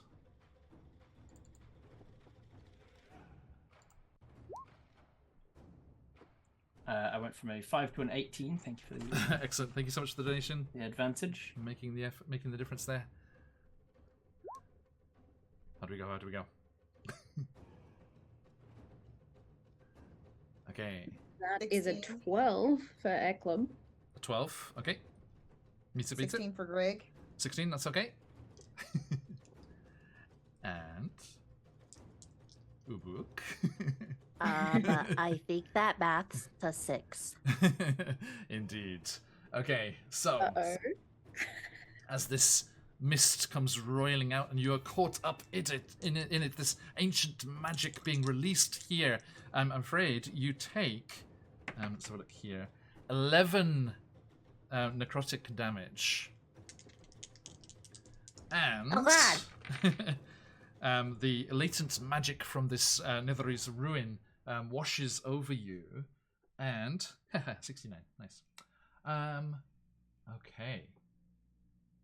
I think John is a major illusion, by the way. Keeps disappearing. Shh. Turns to the side. I'm trying to keep it intact. I'm trying to keep it. Okay, so just popping into the woods there for a moment. Okay, so as this ancient kind of corrupted magic, kind of plague-like diseased magic rolls over you there, you find yourself falling prone. And let's have a look here. Yes, you fall prone, quote, roll around, and when we get to your turn, something else is going to happen as well. But before that, we have Eski. Fun. What you doing? Do we take half damage if we succeeded, or nothing at all? No, you're okay. Yeah, you managed to get it out there. Okay, cool. Nothing at all. Nothing at all. Nothing at all. The geezers that are next to us, I'm going to rush over to one of them, and then I've kept my arm out to the side with the whirring jet engine in it essentially, but it's going to slow down and then start going the other direction and start blowing out of the back because it's going to propel my fist towards them, and I'm going to use the armor's guardian feature of what do they call it? Thunder gauntlets. which is pretty cool. Amazing. So I'm gonna make an attack with my Thunder Gauntlets. I can use my intelligence modifier for this, it says. So I'm going to do that with that's going to be a +8. So a 16 to hit the camel.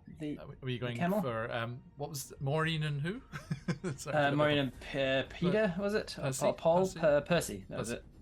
Peter Paul. One of us. Peter, Paul, or Percy. Purvis. I'm going to hit Percy in the face. Percy's looking much more the worse which is for the wear. one? Yeah, I was going to say which is the one that I almost killed. Yes. This is the one that took a tumble. Yes, indeed. Yeah, I'm going to punch Percy in the face, and I'm going to punch him for 10 points of damage. Oof. Okay. Yes, Percy is done for. Thunder damage. Oof. And I'm gonna look at Maureen as I do so.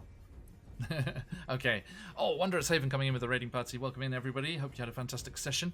We are raising money for Games for Love and dealing with the madness of a one-shot roulette in the process. Okay, thank you. So yes, Percy is no more. Maureen. And then my bonus action, because I'm in this particular type of armor, the Guardian armor, I can use a defensive field. So I hit a button like an amulet that's buried into the chest, and it casts this defensive field, and I get temporary hit points. Okay, thank you. Lano Titana coming in with a raid as well. Thank you, raiders. Good to have you all here. Welcome, welcome. I look at after punching this camel in the head, I go, "Ooh, that's gonna leave a lump."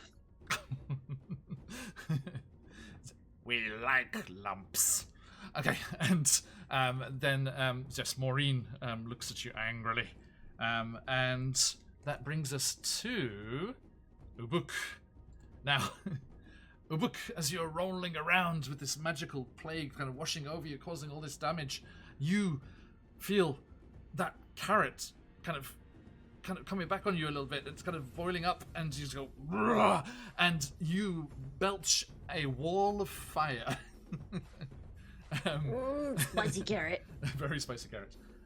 From you there, and you cast wall of fire at the start of your turn. Okay, so. Oh boy. Amazing. Yes, but just remember, folks, this carrot did not sit well with the book, but if you would like another carrot to be consumed, Amir, Live on stream. $35 away. Thank you, everybody. Amazing stuff. Already nearly up to 800. Incredible. So you, you cast this, and I'm afraid that Eski, this wall of fire just comes erupting out from a book between you and Maureen and the rest of the group here. So it just goes across the space between you here. And then that's your turn. Book, you can start your turn there. Using half my speed to get up, because I'm currently prone. Yes. 15 feet of movement left. We currently have 3 camels technically still standing. Well, 2 standing, 1 floating. One is still alive. Sorry, this one. I brought Maureen is the only living one that's on the ground with us, and she's wounded. And then we've got one more that's wounded and floating. So we've only got 2 living camels. Flying away.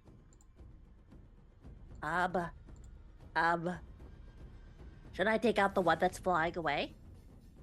Get her. Okay. There's no escaping, Barbara! You'll watch as Ubuk pulls out this light crossbow. Yeah, let's go light crossbow. And attempts to shoot the flying camel down, the floating camel. Okay. 18 to hit. Was it you that failed your thing and something was going to happen on your turn? Did I miss that? That was the wall of fire. The wall of fire was the thing. Yes. Okay, yeah, even with the... I'm going to say disadvantage because of the distance here. Oh, okay. Well, 18 then? It was 18 or 21. Oh, yes. Yeah, it was. Okay, so... Yes, even with the disadvantage, you're just like, no escape, Barbara! Boom, firing up there. And what's the damage? 8 damage, 8 piercing. Barbara lives!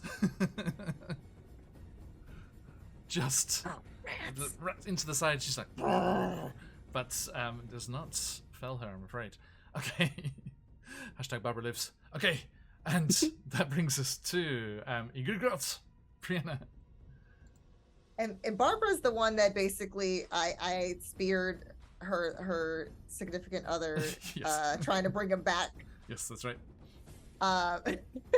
So I will say the blue dragon is small enough to be brought back. But that now the dragon is so far away. No, so I think that for this particular instance, now Ubuk, like, I think Grig would first check on Ubuk.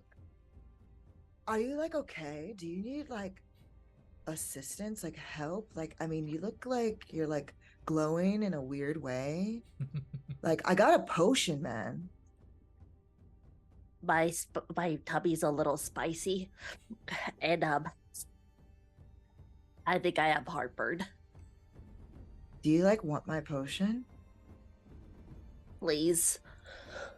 Yeah, it's gonna help settle your stomach. And so I am actually gonna give my healing potion, even if it's an action, to Ubuk.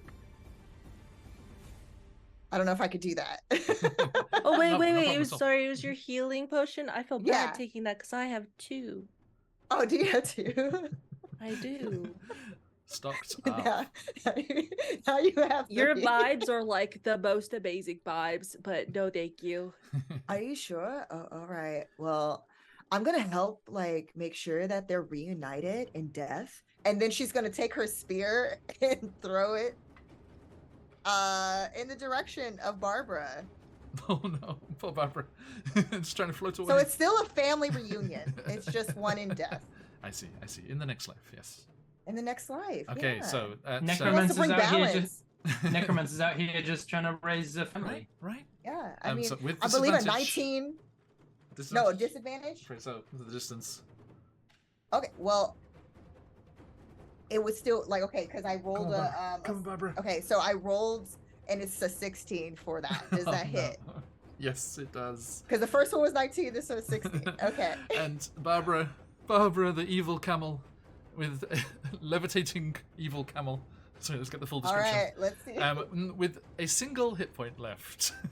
Oh yeah, because this was 7 Okay. piercing. As we say, Brianna, on the channel here, tell me what happens. So Craig is like, I'm gonna help them with this like family reunion in death, and then you just see her back muscles and her arm muscles just flex as she like throws this spear, and it literally pierces in the exact same spot that she stabs Harold in the other room, like in the chest.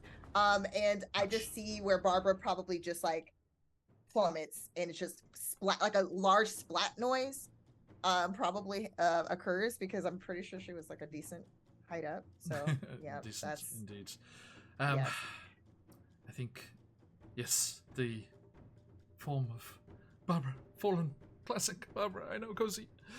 Say hi to Harold for me. Tell him it was a bummer that he wasn't like woken up. And she plummets down and is no more, I'm afraid. Barbara. Okay, boom.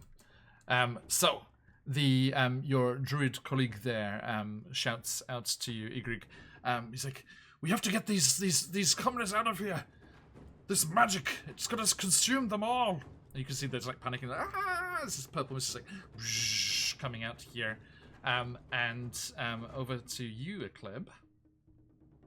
There were commoners here? Okay. The people that came out of the station, yeah. Oh, out of the station. Got it. Okay. Is there any more camels? There, Percy. Is Sorry, no, Percy? Maureen. Sorry, Maureen is the last one. Maureen. All right, Maureen. I'm coming for you. I'm gonna, because I'm on the top of the station where the Yes. wormling died. So I'm gonna fly down, and I'm gonna take another shot with my shotgun. Okay.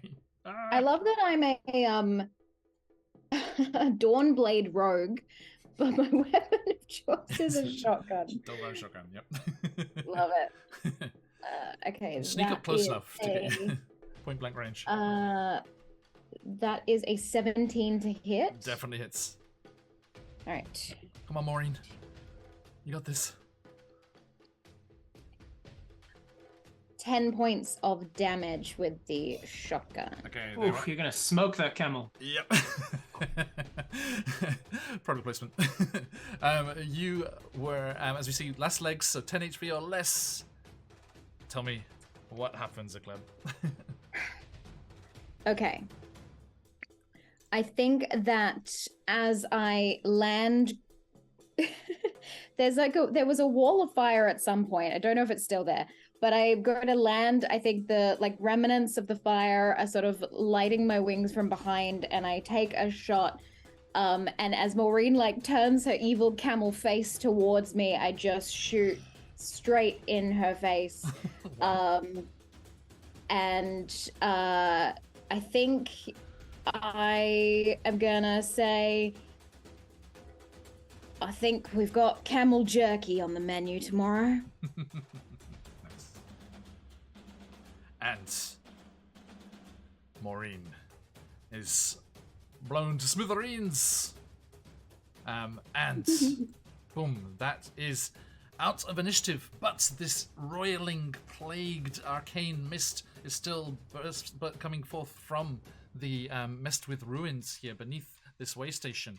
So, I would like all of you to describe what you would like to use, what parts of your abilities or things you would like to use here to help get these innocents away, help the druid friend here, and get these innocents away from the danger and escape yourselves. Okay. I have part of my armor that was inspired by my buddy Ubuk, who studied with me at engineering school as a couple of artificers, and so inspired by Ubuk's physical anatomy, I've adapted a part of the chunky platforms of my armor is to cast the spell Jump.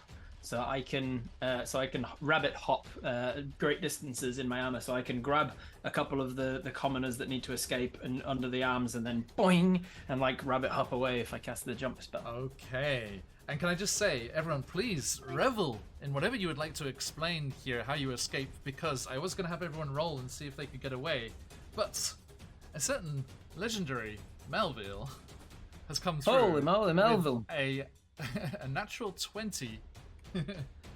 Coming in, an auto crit coming in there, and an advantage for Mel. AJ. Now I'm gonna Nice. let's roll and see who the auto crit goes to. Let's see, 1, 2, 3, and you've got an advantage, AJ, so I'm gonna stick with that one for you, if you allow.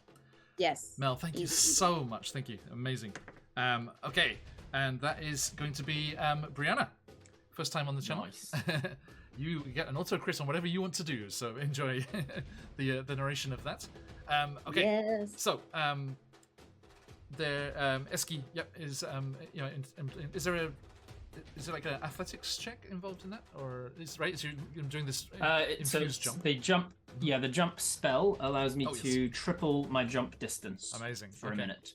Okay. So I just whatever that looks like, I'm Give just going to me- use it to jump over the body of the wyvern, use it Yes. to jump over the mist, use it to jump over whatever obstacles there are and get out of here. Excellent. Okay, give me an athletics check. See if you can take some of these innocents with you. All right. Well, luckily my athletics is a lovely -2.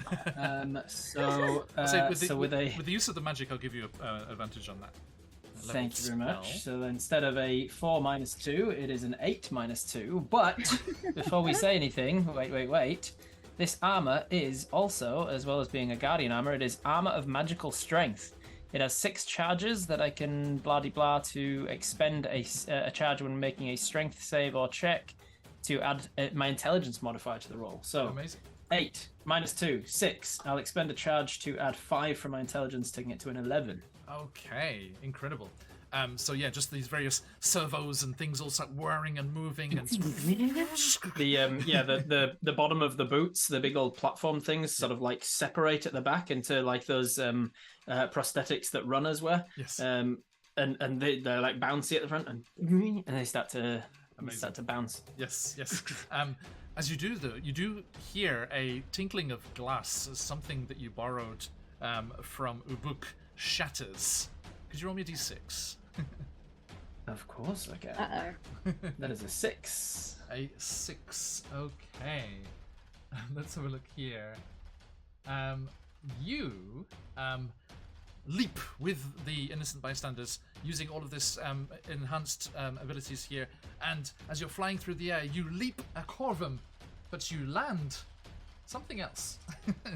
As you shatter that potion, that elixir on your belt, and it causes an alter self spell okay, on awesome. you.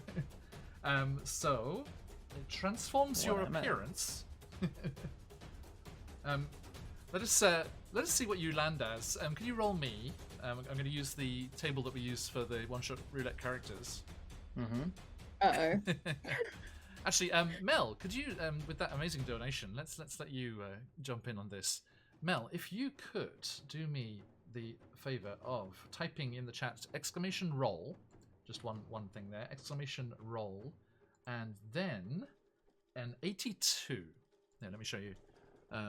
So !roll space 82. So Mel, if you can do that for me, let's see what Eski leaps as a corvum and lands as a what? 82-sided dice. Are there 82 different species now? Yep.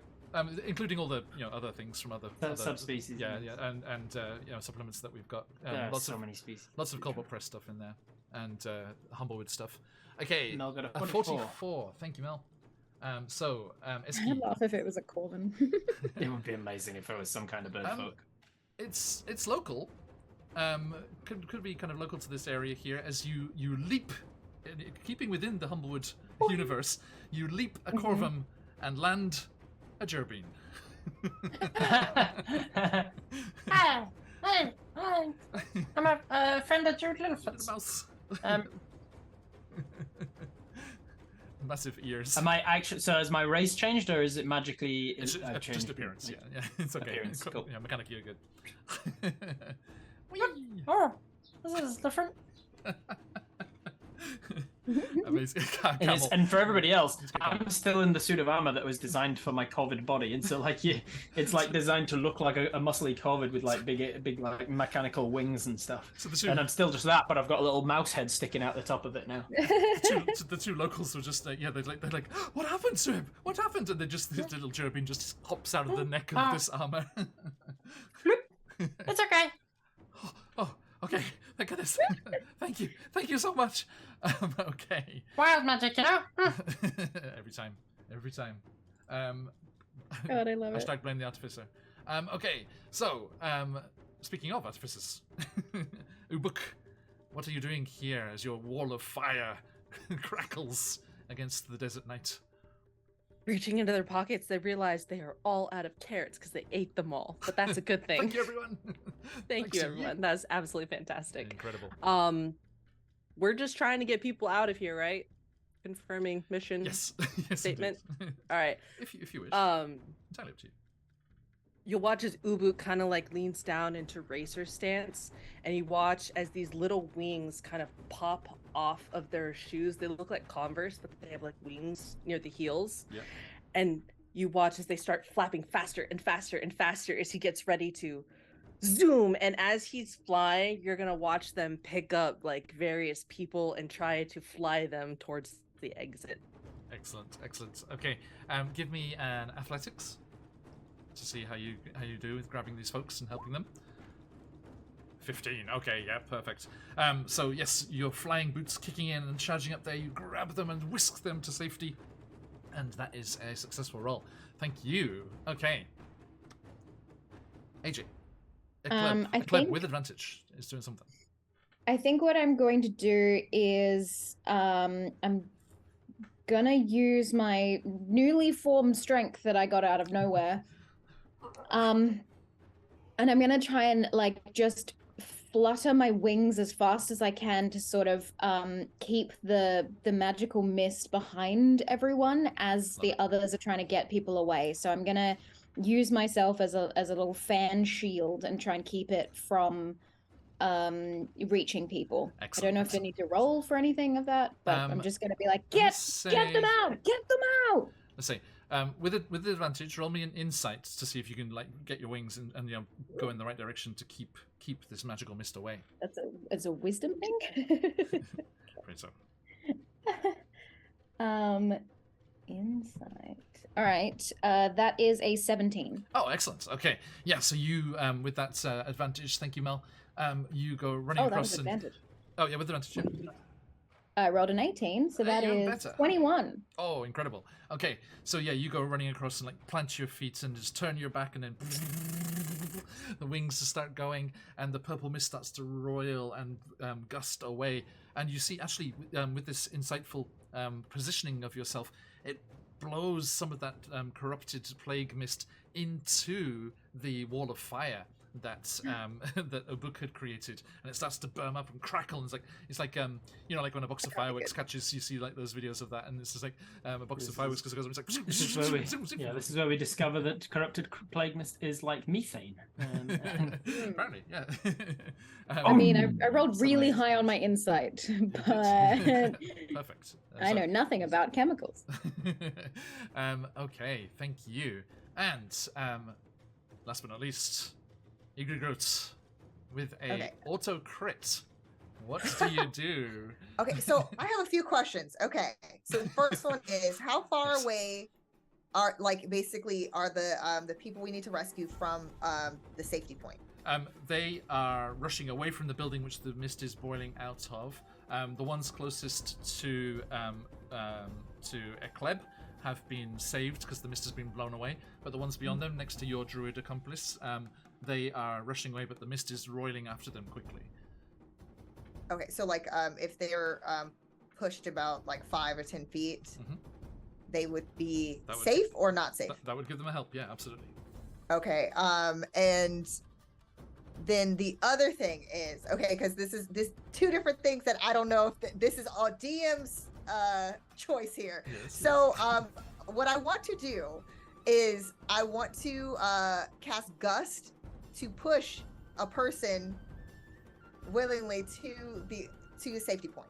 Okay. But I also want to use a bonus action to turn into, because I can do this as Moon Druid, to turn into a dire wolf so they can get on my back.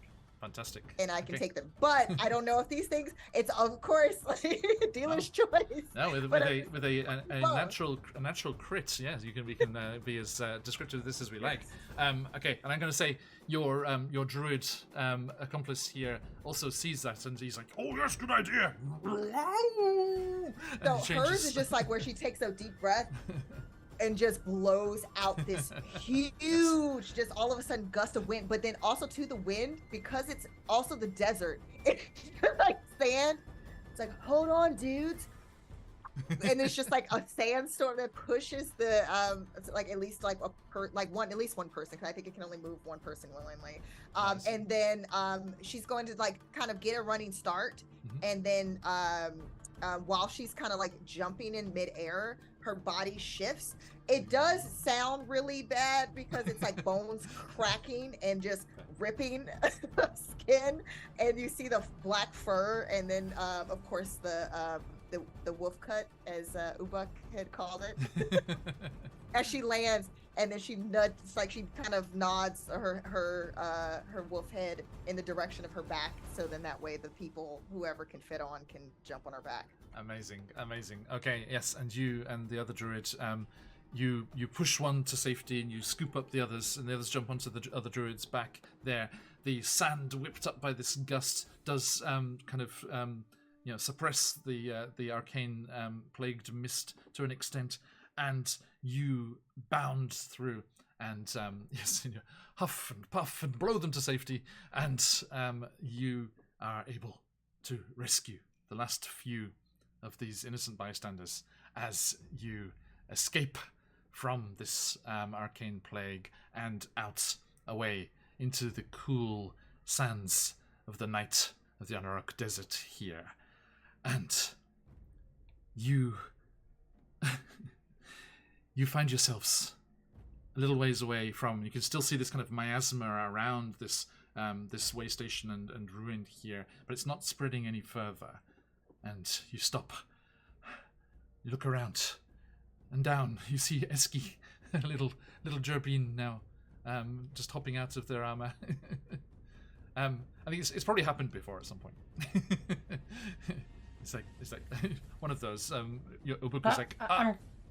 I'm gonna have to get a better carrying case for the potions you give me.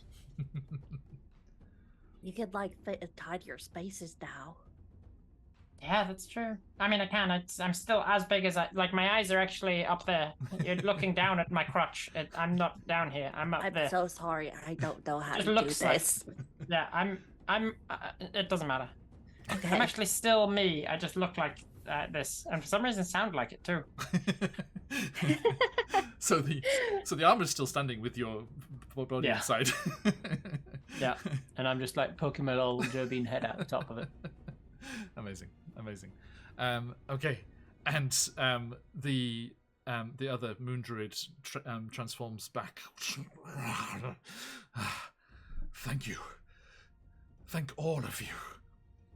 And whatever mysterious forces it is that donate and give you these incredible powers, you have saved all of those from within the warehouse, and no longer will that ridiculous gang plague this section of the tradeway any longer.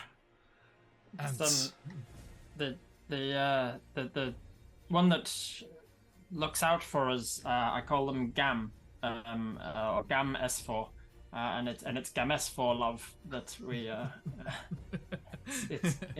it's GAM S4 love that we are basking in. A truly mighty patron indeed. Amazing. Okay. Time Lord's fine. If we reach 1,000 before the end of stream, I will go and buy and eat an entire bag of carrots. To be believed. That's amazing. Thank you all so much. Incredible. Okay, so success. This corner of the Anarok Desert needs to be dealt with at some point in the future, but the people are out and free and escaped there as we made our way through the one-shot roulette, which was the PCs must survive a magical plague, which might involve locals. There is a loyal druid that comes with them, and the characters start during an attempted escape. Earlier on, there is a romantic complication, and it finishes with a funeral. As you escape to camp further away, we see... Now I'm bummed. We see the purple mist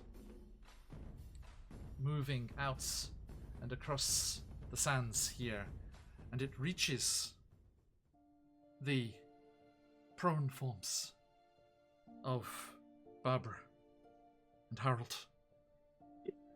And what is another word for a funeral, part of a funeral, other than a wake? A wake? A celebration of life Uh-oh. that once was. A wake, indeed. Uh-oh. And as this arcane plagued mist rolls over the corpses of Harold and Barbara, their luxuriously long-lashed eyes flick open, burning with a purple magic as their bodies rise up, and we find ourselves experiencing a wake of a different meaning here. And they look to your retreating forms as you disappear over a nearby dune, and their lips curl. And that is where we will finish for today. Oh my goodness. Okay. So the recently made undead married evil camels are the new BBEG? The Wackyverse is one continuous connected thing, so if any of our parties end up in the Anarok Desert, They'll potentially find Big an Barbara evil guy. Yes, there it is, BBEG. Amazing. Sorry, guys. Don't be. Thank you so much. That's much better than my idea. I was going to have Barbara escape and then just come back down and put Harold to rest, but this is much better. No, she wasn't going anywhere. Nope. I was going to magic missile her if she kept getting away. Didn't stand a chance. Did not stand See, a but chance. they were reunited in death. Yeah, And we're Undeath. reunited. There we go. And then reunited in Undeath. They're And now gonna they're together combine. forever. By our forces Forever. combined, they're gonna be some sort of unbeatable lichdom. Oh, Indeed. jeez. Evil Dual camels. lich. You've heard of the camel- Dracoliches, but have you heard of the Cameliches? No. Camelich. Camelich. Yeah. Make that now. We need those. Homebrews, please. We need the art. We need the Camelish. character art. The Yes. camel lich. Amazing, amazing. Oh boy. Thank you all so much. Dear friends, we still have our giveaway to take care of. We have a Super Siren subscription for Sirenscape, which brings all of this lovely music and sound effects, shotguns, by bug innkeepers, and angry lightning dragons and the like. If you want to check out all of the incredible stuff they have, you have the chance to get a Super Siren subscription from them, or one of your own designed original Hero Forge standees of your OC or a friend's character if you want to get that for a Christmas present for somebody. A really, really beautiful printed standee, acrylic standee of your own design. You design it on the homepage and then they will ship that out for you. We have those to give away today, right now. So if you have donated in this stream, that is your last chance to jump in on that. And those tickets will also go into the grand draw as well. So, last call, everybody. Last call. Okay. But before we do that, let us go back around. Let's go anti-clockwise this time, and let us see who these amazing, amazing people are that have come and supported us so wonderfully today. Time Lord's wife, where can people find you in the material plane? Hello, I'm Time Lord's wife, also known as Kayla. I'm not usually in the material plane because I'm up in space, but no, I'm just kidding. For On the Real though, you can find a lot of my stuff at timelordswife.com. It has been absolutely fantastic getting to play with you, Robert, you as well, Winter's Tales. Good to see you again, Brianna. Playing Ubuk, I will definitely be reprising this character. I know that you say that this is only for one-shots, but I've kept every single one so far, so I love them. They're amazing. Keep rolling random stuff and raising money for good causes. Thanks, you. What is that? Okay. Which is not a rabbit pun. Okay, now, unintentional rabbit pun. Thank you so much. Absolutely wonderful, as always. A pleasure. You're in the Feywild doing wrestling moves last time you were here, if memory serves. But yes, thank you again for joining us. Going around the overlay there. Winter's Tales, please. Hello, I am AJ Winters. This has been absolutely incredible. I love the character, even if it was chaos. I agree. I think this character should come back. You can, if you want to see my stuff, you can check out all my things at Winter's Tales Co. on socials or Winter's Tales on Twitch and YouTube. We make TTRPG content over here in the first D&D studio in Australia, which is pretty cool. Incredible. Go check it out. Thank you. Yes. Yeah, so the YouTube uploads recently. All the links are over there, friends, so jump in on that. Thank you. Robert Hartley GM. Hello, I'm Robert Hartley GM. I'm a full-time professional D&D content creator all over the internet at Robert Hartley GM.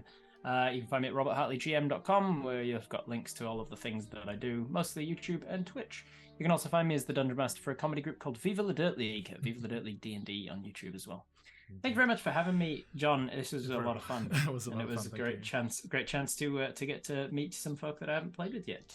Always good a to meet pleasure. you, to him and Time Lord's wife. Yes, I think one of our first ever one-shot roulettes was that Antipodean All-Stars game with you and Ben. Yeah, it was. Yeah. That was a good time. I think I played an Owlin. Yes. Yeah, that was in the Humblewood as well, wasn't it? Yeah. Okay. Yeah, Thank you. Right, and last but not least, by any measure you care to employ, Brianna, thank you so much for joining us today. Thank you so much. This was such a lovely experience. First time here with all of you guys here at the table. I admire all of you guys because of the fact that I recently DM'd for the first time. And you know, it's definitely different on the other side of the table. So I already had a respect for GMs, but now it's just ingrained. And so again, thank you so much for having me and for this wacky tale. It was so much fun, and thank you everyone who contributed for this cause. Thank you guys. Thank you. Yes, that's why we're all wonderful. here. Thank you. And keep donating, keep doing the thing. Thank you so much. But yes, you can find me on my socials at UTAHIME, Utahime Cosplay, pretty much everywhere except on X, formerly known as Twitter, at Brianna DeCoster, and of course on a little show called Tabletop News. Episode 3 is out, so definitely check it out if you haven't already. Watch Tabletop on YouTube. So yes, please be sure to check it out. And yes, thank you so much. Thank you. Yes, I've heard. I've seen the earlier episodes, and I've heard other accolades for Tabletop News from some of AJ's fellow Aussies and the Ghostfire Gaming podcast. It's like, oh yes, a place where you can get all sorts of news in one place. It's great. Amazing. Thank you so much. And yes, we are Phoenix UK. We play lots of D&D and other TTRPGs, and we have lots still to do in this amazing TTRPG mega stream with our friends over at Guild Superior. Let me check this out, but just before I do, let me give a quick shout out to the charity that we're raising for today. The incredible Games for Love goes to making the unfortunate experience of medical troubles for kids that much more bearable by both when they're in care and afterwards as well, continue to support them beyond the recovery process. And they just do amazing work, and were very generous to reach out to us and ask that we support them, which we were delighted to do. And also, of course, thank you to all of those incredible sponsors who have donated to the giveaway, to say thank you to you wonderful people. All of those things today: McClover, DM Charlie, Joe Baby, Harabed, Melville, thank you so much for those incredible donations today, and for influencing the game as well, getting the shenanigans rolling. The giveaways today from Sirenscape and Hero Forge Minis, but also all of those tickets will go into our grand prize draw, which me and Dave from Guild Superior will be drawing on the final day. We have wonderful prizes from Free League Publishing and Adventurous Slang, CCRPG, Phoenix Dice, Frictionless Dan, more from Hero Forged, a full-on brass mini from Hero Forged, these beautiful things that they create. And also a group of standees to go with it. So if you want to make a little full adventuring party, there's the chance to win that in the whole thing there. A year subscription from the wonderful World Anvil, Janet and everyone over there coming in clutch there. An original hand-painted mini from Darling Creepshow, an incredible artist. And speaking of artists, Smallbird Lex coming in with a wonderful waist-up, full-colour, full-shaded drawing of your character. And Idle Champions coming in with amazing codes to get lots of bundles in the game there. More bundles from Sirenscape, and lots of goodies from Troll Lord Games as well. Absolutely incredible stuff. So much generosity from all of those, not only from them, but from all of you there in the chat as well. Always so incredible. Thank you. And we are going to be carrying on these shenanigans here as we jump into, look at the schedule.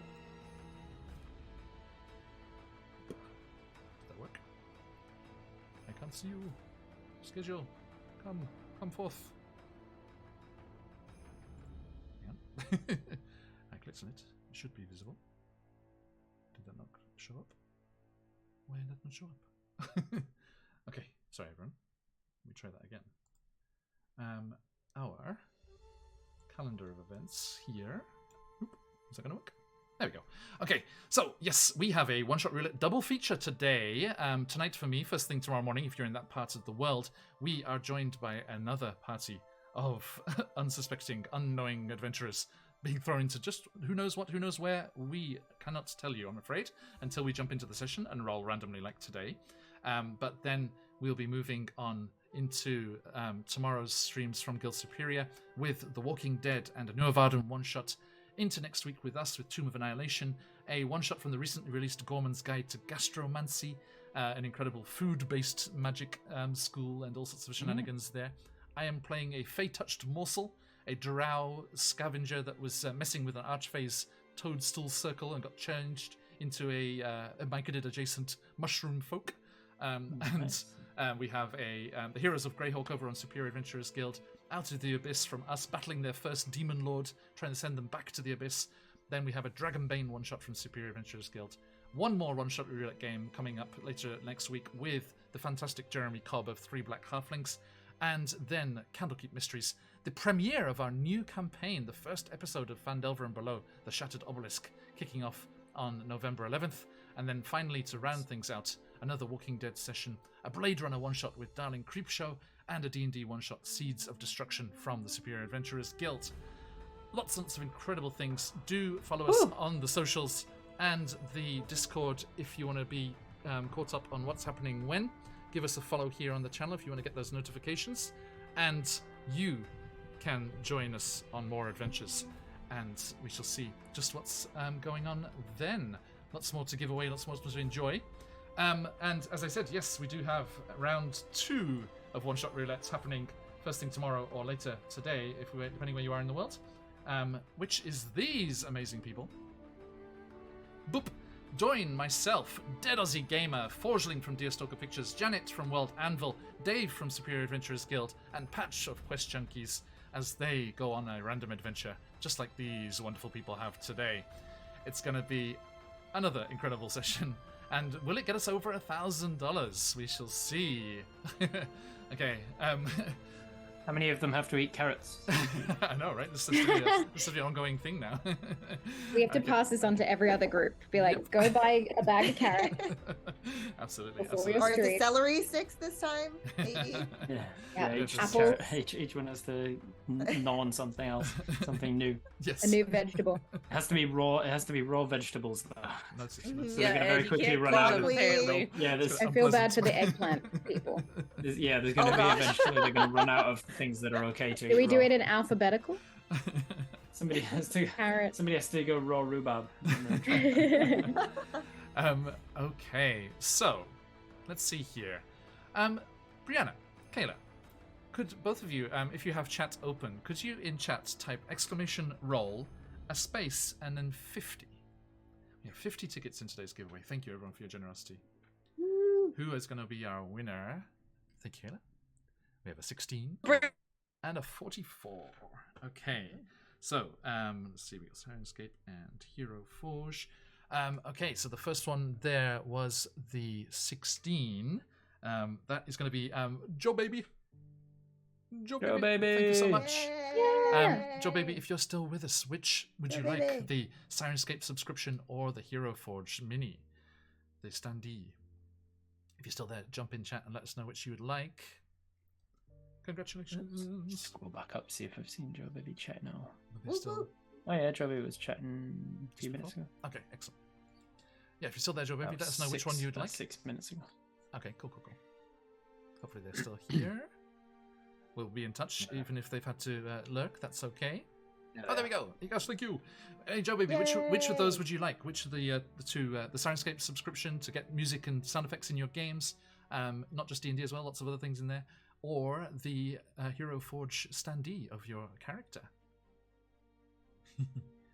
No problem. Mumming.